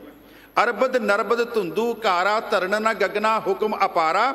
ਨਾ ਦਿਨ ਰੈਨ ਚੰਦ ਨਾ ਸੂਰਜ, ਸੁਨ ਸਮਾਦ ਲਗਾਏਂਦਾ। ਮਹਾਰਾਜ ਕਹਿੰਦੇ ਆਪੇ ਆਪ ਨਿਰੰਜਨ ਸੋਏ। ਨਿਰੰਜਨ ਦੇ ਥੋੜੇ ਜਿਹੇ ਅਰਥ ਕਰ ਲਈਏ। ਨਿਰੰਜਨ ਦਾ ਆਖਰੀ ਅਰਥ ਹੈ ਉਹ ਪਰਮਾਤਮਾ ਰਜੋਗੁਣ, ਤਮੋਗੁਣ ਤੇ ਸਤੋਗੁਣ ਤੋਂ ਉੱਪਰ ਹੈ। ਹੋਰ ਸੌਖੇ ਅਰਥ ਕਰ ਲਈਏ, ਸੌਖੇ ਅਰਥ ਕਰ ਲਈਏ ਮਾਇਆ ਤੋਂ ਰਹਿਤ ਹੈ। ਉਸ ਨੂੰ ਮਾਇਆ ਦੀ ਕਾਲਖ ਨਹੀਂ ਹੈ। ਮਾਫ ਕਰਨਾ, ਅਸੀਂ ਸਾਡੇ ਜੰਮਣ ਤੋਂ ਲੈ ਕੇ ਮਰਨ ਤੱਕ ਪਤਾ ਨਹੀਂ ਕਿੰਨੇ ਕੁ ਦਾਗ ਅਸੀਂ ਮਾਇਆ ਦੇ ਲਵਾਏ ਹੋਏ ਹੈ। ਮਹਾਰਾਜ ਕਹਿੰਦੇ ਉਹ ਪਰਮਾਤਮਾ ਨਿਰਅੰਜਨ ਹੈ। ਅੰਜਨ ਦਾ ਆਖਰੀ ਅਰਥ ਹੈ ਸੁਰਮਾ। ਸੁਰਮੇ ਦਾ ਰੰਗ ਹੁੰਦਾ ਕਾਲਾ, ਤੇ ਕਾਲਾ ਰੰਗ ਜਿਹੜਾ ਉਹ ਮਾਇਆ ਨੂੰ ਮਹਾਰਾਜ ਨੇ ਲਿਆ। ਕਹਿੰਦੇ ਆਪੇ ਆਪ ਨਿਰੰਜਨ ਸੋਏ। ਫਿਰ ਮਹਾਰਾਜ ਅੱਗੇ ਫਰਮਾਉਂਦੇ ਹਨ, ਜਿਨ ਸੇਵਿਆ, ਜਿਨ ਸੇਵਿਆ, ਜਿਨੇ ਉਸ ਪਰਮਾਤਮਾ ਨੂੰ ਸੇਵਿਆ ਸਿਮਰਿਆ, ਤਿਨ ਪਾਇਆ ਮਾਨ। ਮੈਂ ਤੁਹਾਨੂੰ ਗੁਰੂ ਗ੍ਰੰਥ ਸਾਹਿਬ ਚੋਂ ਪ੍ਰਮਾਣ ਦਿੰਦਾ, 2 ਪ੍ਰਮਾਣ ਦੇਵਾਂਗਾ। ਜਿਨ ਸੇਵਿਆ, ਹੁਣ ਇੱਥੇ ਥੋੜਾ ਜਿਹਾ ਦੇਖੀਏ। ਜਿਨ ਸੇਵਿਆ ਤਿਨ ਪਾਇਆ ਮਾਨ, ਕੀ ਸਾਨੂੰ ਲੱਗਦਾ ਕਿ ਇਹਦੇ 'ਚ ਕਿਤੇ ਨਾ ਕਿਤੇ ਗੱਲ ਆ ਰਹੀ ਹੈ ਮੈਨੂੰ ਮਾਣ ਚਾਹੀਦਾ ਹੈ, ਮੈਂ ਤੈਨੂੰ ਸੇਵਾਂਗਾ। ਬਿਲਕੁਲ ਗੱਲ ਨਹੀਂ ਹੈਗੀ ਇਹ। ਜੇ ਕੋਈ ਇਹ ਕਵੇ ਕਿ ਮੈਂ ਜੀ ਬਾਣੀ ਪੜ੍ਹਦਾ, ਬਾਣੀ ਪੜ੍ਹਨ ਤੋਂ ਬਾਅਦ ਮੈਨੂੰ ਸਤਿਕਾਰ ਚਾਹੀਦਾ, ਨਹੀਂ, ਇਹ ਗੱਲ ਨਹੀਂ। ਮਾਣ ਇੱਥੇ ਇਹਦੇ ਇਹ ਅਰਥ ਨਹੀਂ। ਇਹ ਦੇਖੋ, ਸ਼ਬਦ ਦੀ ਇੱਕ ਐਸੀ ਤਸੀਰ ਹੈ ਕਿ ਜਿਹੜਾ ਸ਼ਬਦ ਨਾਲ ਜੁੜਦਾ ਨਾ, ਉਹ ਨਹੀਂ ਕਹਿੰਦਾ ਕਿ ਮੈਨੂੰ ਮੱਥਾ ਟੇਕੋ, ਪਰੰਤੂ ਦੁਨੀਆ ਆਪ ਉਹਦੇ ਚਰਨਾਂ ਦੇ ਵਿੱਚ ਆ ਜਾਂਦੀ ਹੈ। ਅਸੀਂ ਬਚਨ ਪੜ੍ਹਦੇ ਨਾ, ਜੋ ਦੀਸੇ ਗੁਰ ਸਿੱਖੜਾ ਤਿਸ ਨਿਵ ਨਿਵ ਲਾਗੂ ਪਾਈ ਜਿਓ। ਮਹਾਰਾਜ ਕਹਿੰਦੇ ਜਿਹੜੀ ਰੱਤੀ ਹੋਈ ਰੂਹ ਬਾਣੀ ਪੜ੍ਹਦੀ ਹੈ, ਬਾਣੀ ਦੇ ਨਾਲ ਓਤ-ਪੋਤ ਹੋਈ ਹੈ, ਲੋਕ ਉਹਨੂੰ ਝੁਕ ਕੇ ਆਪਣੇ ਆਪ ਸਲਾਮਾਂ ਕਰ ਹੀ ਦਿੰਦੇ ਹਨ। ਹੁਣ ਅੱਗੇ ਚਲੀਏ। ਜਿਨ ਸੇਵਿਆ ਤਿਨ ਪਾਇਆ ਮਾਣ, ਜਿਨ੍ਹਾਂ ਨੇ ਉਹਨੂੰ ਚੇਤੇ ਕੀਤਾ, ਜਿਹੜੇ ਉਹਦੇ ਨਾਲ ਜੁੜੇ, ਉਹਨਾਂ ਨੂੰ ਮਾਣ ਕੀ ਮਿਲਿਆ? ਆਓ ਜੀ ਪਹਿਲਾ ਬਚਨ ਲਵਾਂਗੇ ਬਾਬਾ ਕਬੀਰ ਜੀ ਦਾ। ਬਾਬਾ ਕਬੀਰ ਜੀ ਕਹਿੰਦੇ, ਕਬੀਰ ਕੇਸੋ ਕੇਸੋ ਕੂਕੀਏ ਨਾ ਸੋਈਏ ਆਸਾਰ, ਰਾਤ ਦਿਵਸ ਕੇ ਕੂਕਨੇ ਕਬ ਹੂ ਕੈ ਸੁਨੇ ਪੁਕਾਰ। ਇਸ ਸ਼ਲੋਕ ਦੇ ਵਿੱਚ ਕਬੀਰ ਜੀ ਇੱਕ ਅਰਦਾਸ ਕਰ ਰਹੇ ਆ, ਪਰਮਾਤਮਾ ਮੈਂ ਤੈਨੂੰ ਦਿਨ ਤੇ ਰਾਤ ਪੁਕਾਰ ਰਿਹਾ, ਕਦੀ ਤੇ ਤੂੰ ਮੇਰੀ ਪੁਕਾਰ ਸੁਣੇਗਾ ਨਾ। ਇਹਦਾ ਮਤਲਬ ਹੱਲੇ ਇਸ ਸ਼ਲੋਕ ਦੇ ਮੁਤਾਬਕ ਸੁਣੀ ਨਹੀਂ ਹੈ। कबीर केसो केसो कूकिए ना सोइए आसार, रात दिवस के कूकने कब हू कह सुने पुकार। तू मेरी कदी ते पुकार सुनेगा। फिर जदों पुकार सुनी है ना रब ने, कबीर परमात्मा नू पुकार रहे है। जदों रब ने पुकार सुनी ते कबीर अगे अगे जा रहा ते रब उहदे पिछे पिछे जा रहा। जिन सेविया तिन पाया। कबीर मन निर्मल भया जैसे गंगा नीर, पाछे लागो हर फिरे कहत कबीर। कबीर देखो जिन्नू कबीर रात दिन पुकार रहा सी, हुण ऐसी कबीर दी अवस्था बन गई। परमात्मा उहदे पिछे पिछे आप। जिन सेविया तिन पाया, इस तो वड्डा होर मान की चाहिए कि रब साडे पिछे आप घुमण लग पे, साडे पिछे नहीं कबीर जी दे पिछे। जिन सेविया तिन पाया मान। दूसरा प्रमाण दिया आप जी नू, तुसी पढ़ते हो, जिन्नी नाम ते आया गए मसक्कत, जिन्नी नाम ते आया जिन सेविया। जिन्नी नाम ते आया जिन सेविया, इत्थे तक नाम नू ते आया। जिन्नी नाम ते आया गए मसक्कत काल, फिर मान होर की मिलिया, नानक ते मुख उजले केती छुट्टी नाल। जेड़े नाम नू ध्या के परमात्मा दी दरगाह दे विच गए, उन्हां बारे गुरु ग्रंथ साहब जी कहंदे रे रे दरगाह कहे ना कहू। उन्हां नू फिर कोई ओए ओए करके आवाज नहीं मारदा, आओ बैठ आदर सुभ देओ। उन्हां नू फिर आदर ते सत्कार मिलदा है। उन्हां होर इस तो वध मान जिन सेविया तिन पाया मान। महाराज अगे फरमाउंदे हन, उन्नू सेवना, उन्नू चेते किद्दां करना। महाराज कहंदे नानक गावीऐ गुणी निधान। वो जिहड़ा गुणा दा खजाना ना, उन्नू कहंदे चेते कर। कहंदे जिहड़ा करण कारण प्रभ एक है, दूसर नाही कोई। नानक तिस बलिहार ने जल थल महियल सोए। उन्नू कहंदे जिहड़ा हर कारज करन दे कहंदे समर्थ है। कहंदे जिहड़ा हर कारज करन दे समर्थ है। ये नहीं कि जे दुकान दा उद्घाटन कराउणा ते किसे दी पूजा करनी, जे पैसिਆਂ ਲਈ पूजा कराउणी ते फिर किसी होर दी पूजा करनी, ये नहीं। महाराज कहंदे जिहड़ा गुणा दा खजाना ना, जिहदे कोल हर खजाने हैगे है, महाराज कहंदे वो एक ही है। इसे नूं गुरु नानक देव जी महाराज कहंदे साहिब मेरा एको है। सा संगत जी इस गल नूं आपां दृढ़ करिए। खास कर जिहदे नां दे पिछे सिंह ते कौर लग्या, वो तां जरूर करन ना। साहिब मेरा एको है, एको है भाई एको है। इसलिए महाराज कहंदे जपो तां एको नामा। ओ एक ना जुड़ मेरे पुत्रा। गुरु नानक साहब जी भांडा तोए बैस तूप देव विच कह रहे हैं ਕਹਿੰਦੇ ਜਪੋ ਤਾਂ ਏਕੋ ਨਾਮਾ ਅਵਰ ਨਿਰਾਫਲ ਕਾਮਾ। ਮਹਾਰਾਜ ਫਰਮਾਉਂਦੇ ਨਾਨਕ ਗਾਵੀਐ ਗੁਣੀ ਨਿਧਾਨ। ਉਹਨੂੰ ਗਾਉਣਾ ਕਿੱਦਾਂ ਹੈ? ਗਾਵੀਐ ਸੁਣੀਐ ਮਨ ਰੱਖੀਐ ਭਾਉ। ਕਹਿੰਦੇ ਉਹਨੂੰ ਗਾਉਣਾ ਵੀ ਹੈ, ਉਹਨੂੰ ਸੁਣਨਾ ਵੀ ਹੈ, ਲੇਕਿਨ ਕਿੱਦਾਂ? ਤੇਰੇ ਅੰਦਰ ਕਹਿੰਦੇ ਪਿਆਰ ਹੋਵੇ। ਹੁਣ ਜੇ ਕੋਈ ਕਵੇ ਜੀ ਬਾਹਰੋਂ ਮੈਂ ਲੜ ਕੇ ਆਇਆ ਜਾਂ ਜਨਾਨੀ ਨਾਲ ਲੜ ਪਿਆ ਤੇ ਮੈਂ ਹੁਣ ਜਾ ਕੇ ਪਾਠ ਕਰ ਲਾਂ, ਮਾਫ ਕਰਨਾ, ਅੰਦਰ ਨਹੀਂ ਉਹ ਟਿਕਣਾ, ਅੰਦਰ ਨਹੀਂ ਉਹ ਟਿਕਣਾ। ਜਾਂ ਕਿਸੇ ਦਾ ਦਿਲ ਸਾੜ ਕੇ ਆਇਆ, ਕਿਸੇ ਨੂੰ ਐਸੇ ਬੋਲ ਬੋਲ ਕੇ ਆਇਆ ਕਿ ਅਗਲੇ ਦਾ ਅੰਦਰ ਸੜ ਗਿਆ, ਉਹ ਤੈਨੂੰ ਅੱਗੋਂ ਕੁਝ ਨਹੀਂ ਕਹਿ ਸਕਦਾ। ਤੂੰ ਕਵੇ ਕਿ ਮੈਂ ਹੁਣ ਉੱਠ ਕੇ ਜਪਜੀ ਸਾਹਿਬ ਪੜਾਂ, ਮਹਾਰਾਜ ਕਹਿੰਦੇ ਬਿਲਕੁਲ ਨਹੀਂ ਕਹਿੰਦੇ, ਕਿਉਂਕਿ ਤੇਰੇ ਅੰਦਰ ਪਿਆਰ ਤੇ ਕਹਿੰਦੇ ਹੈ ਹੀ ਨਹੀਂ। ਮਹਾਰਾਜ ਫਰਮਾਉਂਦੇ ਗਾਵੀਐ ਸੁਣੀਐ ਮਨ ਰੱਖੀਐ। ਮਨ ਦੇ ਵਿੱਚ ਕਹਿੰਦੇ ਪਿਆਰ ਹੋਣਾ ਚਾਹੀਦਾ ਤੇਰੇ, ਕਹਿੰਦੇ ਫੇਰ ਕਹਿੰਦੇ ਉਹਨੂੰ ਗਾ, ਫੇਰ ਉਹਨੂੰ ਕਹਿੰਦੇ ਸੁਣ। ਮਹਾਰਾਜ ਅੱਗੇ ਫਰਮਾਉਂਦੇ ਦੁੱਖ ਪਰ ਹਰ। ਫਾਇਦਾ ਕੀ ਹੋ ਰਿਹਾ ਇਹਦਾ? ਦੁੱਖ ਪਰ ਹਰ। ਅਸੀਂ ਨਾ ਇਸ ਤੋਂ ਦੁੱਖ ਸ਼ਬਦ ਤੋਂ ਬੜੇ ਦੁਖੀ ਹਾਂ, ਦੁੱਖ ਸ਼ਬਦ ਤੋਂ ਬੜੇ ਅਸੀਂ ਦੁਖੀ ਹਾਂ, ਔਰ ਦੁੱਖ ਤੋਂ ਅਸੀਂ ਦੌੜਨ ਦੀ ਕੋਸ਼ਿਸ਼ ਕਰਦੇ ਹਾਂ ਕਿ ਇਹ ਨਾ ਮੇਰੀ ਜ਼ਿੰਦਗੀ ਵਿੱਚ ਆਉਣ। ਮਹਾਰਾਜ ਫਰਮਾਉਂਦੇ ਦੁੱਖ ਪਰ ਹਰ ਸੁੱਖ ਕਰ ਲੈ ਜਾਏ। ਦੁੱਖ ਤੇਰੇ ਖਤਮ ਹੋ ਜਾਣਗੇ ਤੇ ਸੁੱਖਾਂ ਨੂੰ ਤੂੰ ਆਪਣੇ ਘਰ ਵਿੱਚ ਲੈ ਕੇ ਜਾਵੇਂਗਾ। ਇਹ ਉਹ ਸੁੱਖ ਦੀ ਮਹਾਰਾਜ ਗੱਲ ਕਰ ਰਹੇ ਹੈ ਜਿਹੜੇ ਖਿਨ ਭੰਗਰ ਵਾਸਤੇ ਨਹੀਂ ਹੈਗੇ, ਜਿਹੜੇ ਸਦੀਵੀ ਸੁੱਖ ਹੈ। ਹੁਣ ਸੋਚਣ ਵਾਲੀ ਗੱਲ ਹੈ, ਗੁਰੂ ਅਰਜਨ ਦੇਵ ਜੀ ਮਹਾਰਾਜ ਨੇ ਕਿੰਨੀ ਬਾਣੀ ਪੜ੍ਹੀ, ਕਿੰਨੀ ਬਾਣੀ ਰਚੀ, ਤੇ ਉਹਨਾਂ ਨੂੰ ਤੱਤੀਆਂ ਤਵੀਆਂ ਤੇ ਬਿਠਾਇਆ ਗਿਆ। ਅਸੀਂ ਤਾਂ ਦੇਖਦੇ ਹਾਂ ਨਾ ਕਿ ਉਹਨਾਂ ਨੂੰ ਦੁੱਖ ਲੱਗਾ। ਮੇਰੀ ਗੱਲ ਸਮਝਦੇ ਨਾ?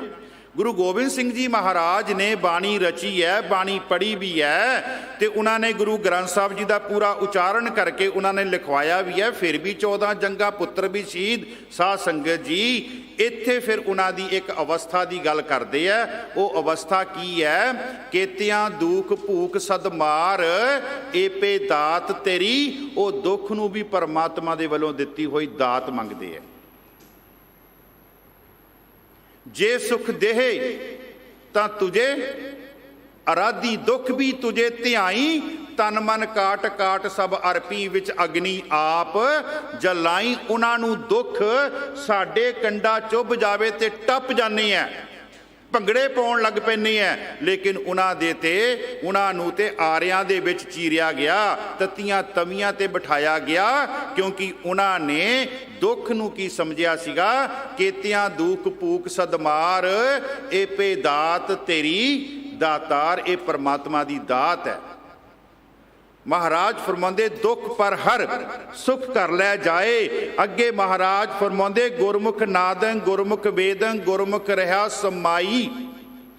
ਜੋਗੀ ਕਹਿੰਦਾ ਮੇਰੇ ਕੋਲ ਬੜੇ ਤਰੀਕੇ ਆ ਜਿਹਦੇ ਨਾਲ ਅੰਦਰ ਨਾਦ ਵੱਜਦਾ। ਮਹਾਰਾਜ ਨੇ ਫਿਰ ਮੈਂ ਬੇਨਤੀ ਕਰਾਂ, ਜੋ ਕੁਛ ਗੁਰੂ ਨਾਨਕ ਦੇਵ ਜੀ ਤੋਂ ਪਹਿਲਾਂ ਕਰਮ ਕਾਂਡ ਹੁੰਦੇ ਸੀ, ਮਹਾਰਾਜ ਨੇ ਉਹਨਾਂ ਨੂੰ ਰੱਦ ਕੀਤਾ। ਤੁਸੀਂ ਜਪਜੀ ਸਾਹਿਬ ਦੀ ਸ਼ੁਰੂਆਤ ਕੀਤੀ ਹੈ, ਉਹ 'ਚ 4 ਕਰਮ ਕਾਂਡਾਂ ਨੂੰ ਮਹਾਰਾਜ ਨੇ ਰੱਦ ਕੀਤਾ। ਪਹਿਲੇ 'ਚ ਸੋਚੈ ਸੋਚ ਨਾ ਹੋਵੀ, ਜੇ ਸੋਚੀ ਕਹਿੰਦੇ ਸੀ ਨਹਾ ਕੇ ਖਰੇ ਰੱਬ ਮਿਲ ਜਾਣਾ। ਕਹਿੰਦੇ ਮਹਾਰਾਜ ਕਹਿੰਦੇ ਨਹੀਂ, ਪਹਿਲਾਂ ਅੰਦਰ ਦਾ ਨਹਾ। ਕਹਿੰਦੇ ਬਾਹਰਲਾ ਤੇ ਚਲੋ ਇੱਕ ਮੈਲ ਉਤਾਰਨ ਵਾਸਤੇ ਸਾਨੂੰ ਨਹਾਉਣਾ ਹੀ ਪੈਂਦਾ, ਲੇਕਿਨ ਅੰਦਰ ਦੀ ਗਤੀ ਕਰ। ਕਹਿੰਦੇ ਫੇਰ ਕਹਿੰਦੇ ਤੈਨੂੰ ਪ੍ਰਮਾਤਮਾ ਮਿਲੇਗਾ। ਮਹਾਰਾਜ ਇੱਥੇ ਫਰਮਾਉਂਦੇ ਗੁਰਮੁਖ ਨਾਦੰਗ, ਗੁਰੂ ਦੁਆਰਾ ਉਚਾਰਿਆ ਹੋਇਆ ਸ਼ਬਦ ਹੀ ਸਾਡੇ ਵਾਸਤੇ ਨਾਦ ਹੈ। ਗੁਰੂ ਦੁਆਰਾ ਉਚਾਰਿਆ ਹੋਇਆ ਹੀ ਗਿਆਨ ਸਾਡੇ ਵਾਸਤੇ ਵੇਦ ਹੈ। ਵੈਸੇ ਵੇਦ ਦੇ ਅਖਰੀ ਅਰਥ ਗਿਆਨ ਹੈ। ਮਹਾਰਾਜ ਕਹਿੰਦੇ ਗੁਰਮੁਖ ਨਾਦੰ ਗੁਰਮੁਖ ਵੇਦੰ ਗੁਰਮੁਖ ਰਿਹਾ ਸਮਾਈ। ਤੇ ਮੇਰਾ ਗੁਰੂ ਹੀ ਐਸੀ ਅਵਸਥਾ ਦੇ ਵਿੱਚ ਹੈ ਕਿ ਉਹ ਪਰਿਪੂਰਨ ਪਰਮਾਤਮਾ ਤੇ ਉਹ ਓਤ ਪੋਤ ਹੈ, ਜਿਹਨੂੰ ਗੁਰੂ ਅਰਜਨ ਦੇਵ ਜੀ ਕਹਿੰਦੇ ਗੁਰ ਪਰਮੇਸ਼ਰ ਏਕੋ ਜਾਨ।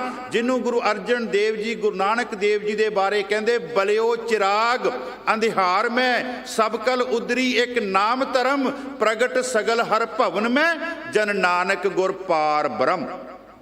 ਜਨ ਨਾਨਕ ਗੁਰ ਪਾਰ ਬ੍ਰਹਮ। ਇੱਥੇ ਮਹਾਰਾਜ ਫਰਮਾਉਂਦੇ ਗੁਰਮੁਖ ਰਹਾ ਸਮਾਈ, ਗੁਰ ਈਸਰ ਗੁਰ ਗੋਰਖ ਬਰਮਾ ਗੁਰ ਪਾਰਬਤੀ ਮਾਈ। ਈਸ਼ਰ ਜਿਹੜਾ ਉਹ ਵੀ ਮੇਰੇ ਵਾਸਤੇ ਕਹਿੰਦੇ ਗੁਰੂ ਹੀ ਮੇਰਾ ਸਾਰਾ ਕੁਝ ਹੈ, ਗੁਰੂ ਹੀ ਮੇਰੇ ਵਾਸਤੇ ਗੋਰਖ ਹੈ, ਗੁਰੂ ਹੀ ਮੇਰੇ ਵਾਸਤੇ ਬ੍ਰਹਮਾ ਹੈ ਤੇ ਗੁਰੂ ਹੀ ਮੇਰੇ ਵਾਸਤੇ ਪਾਰਬਤੀ ਹੈ।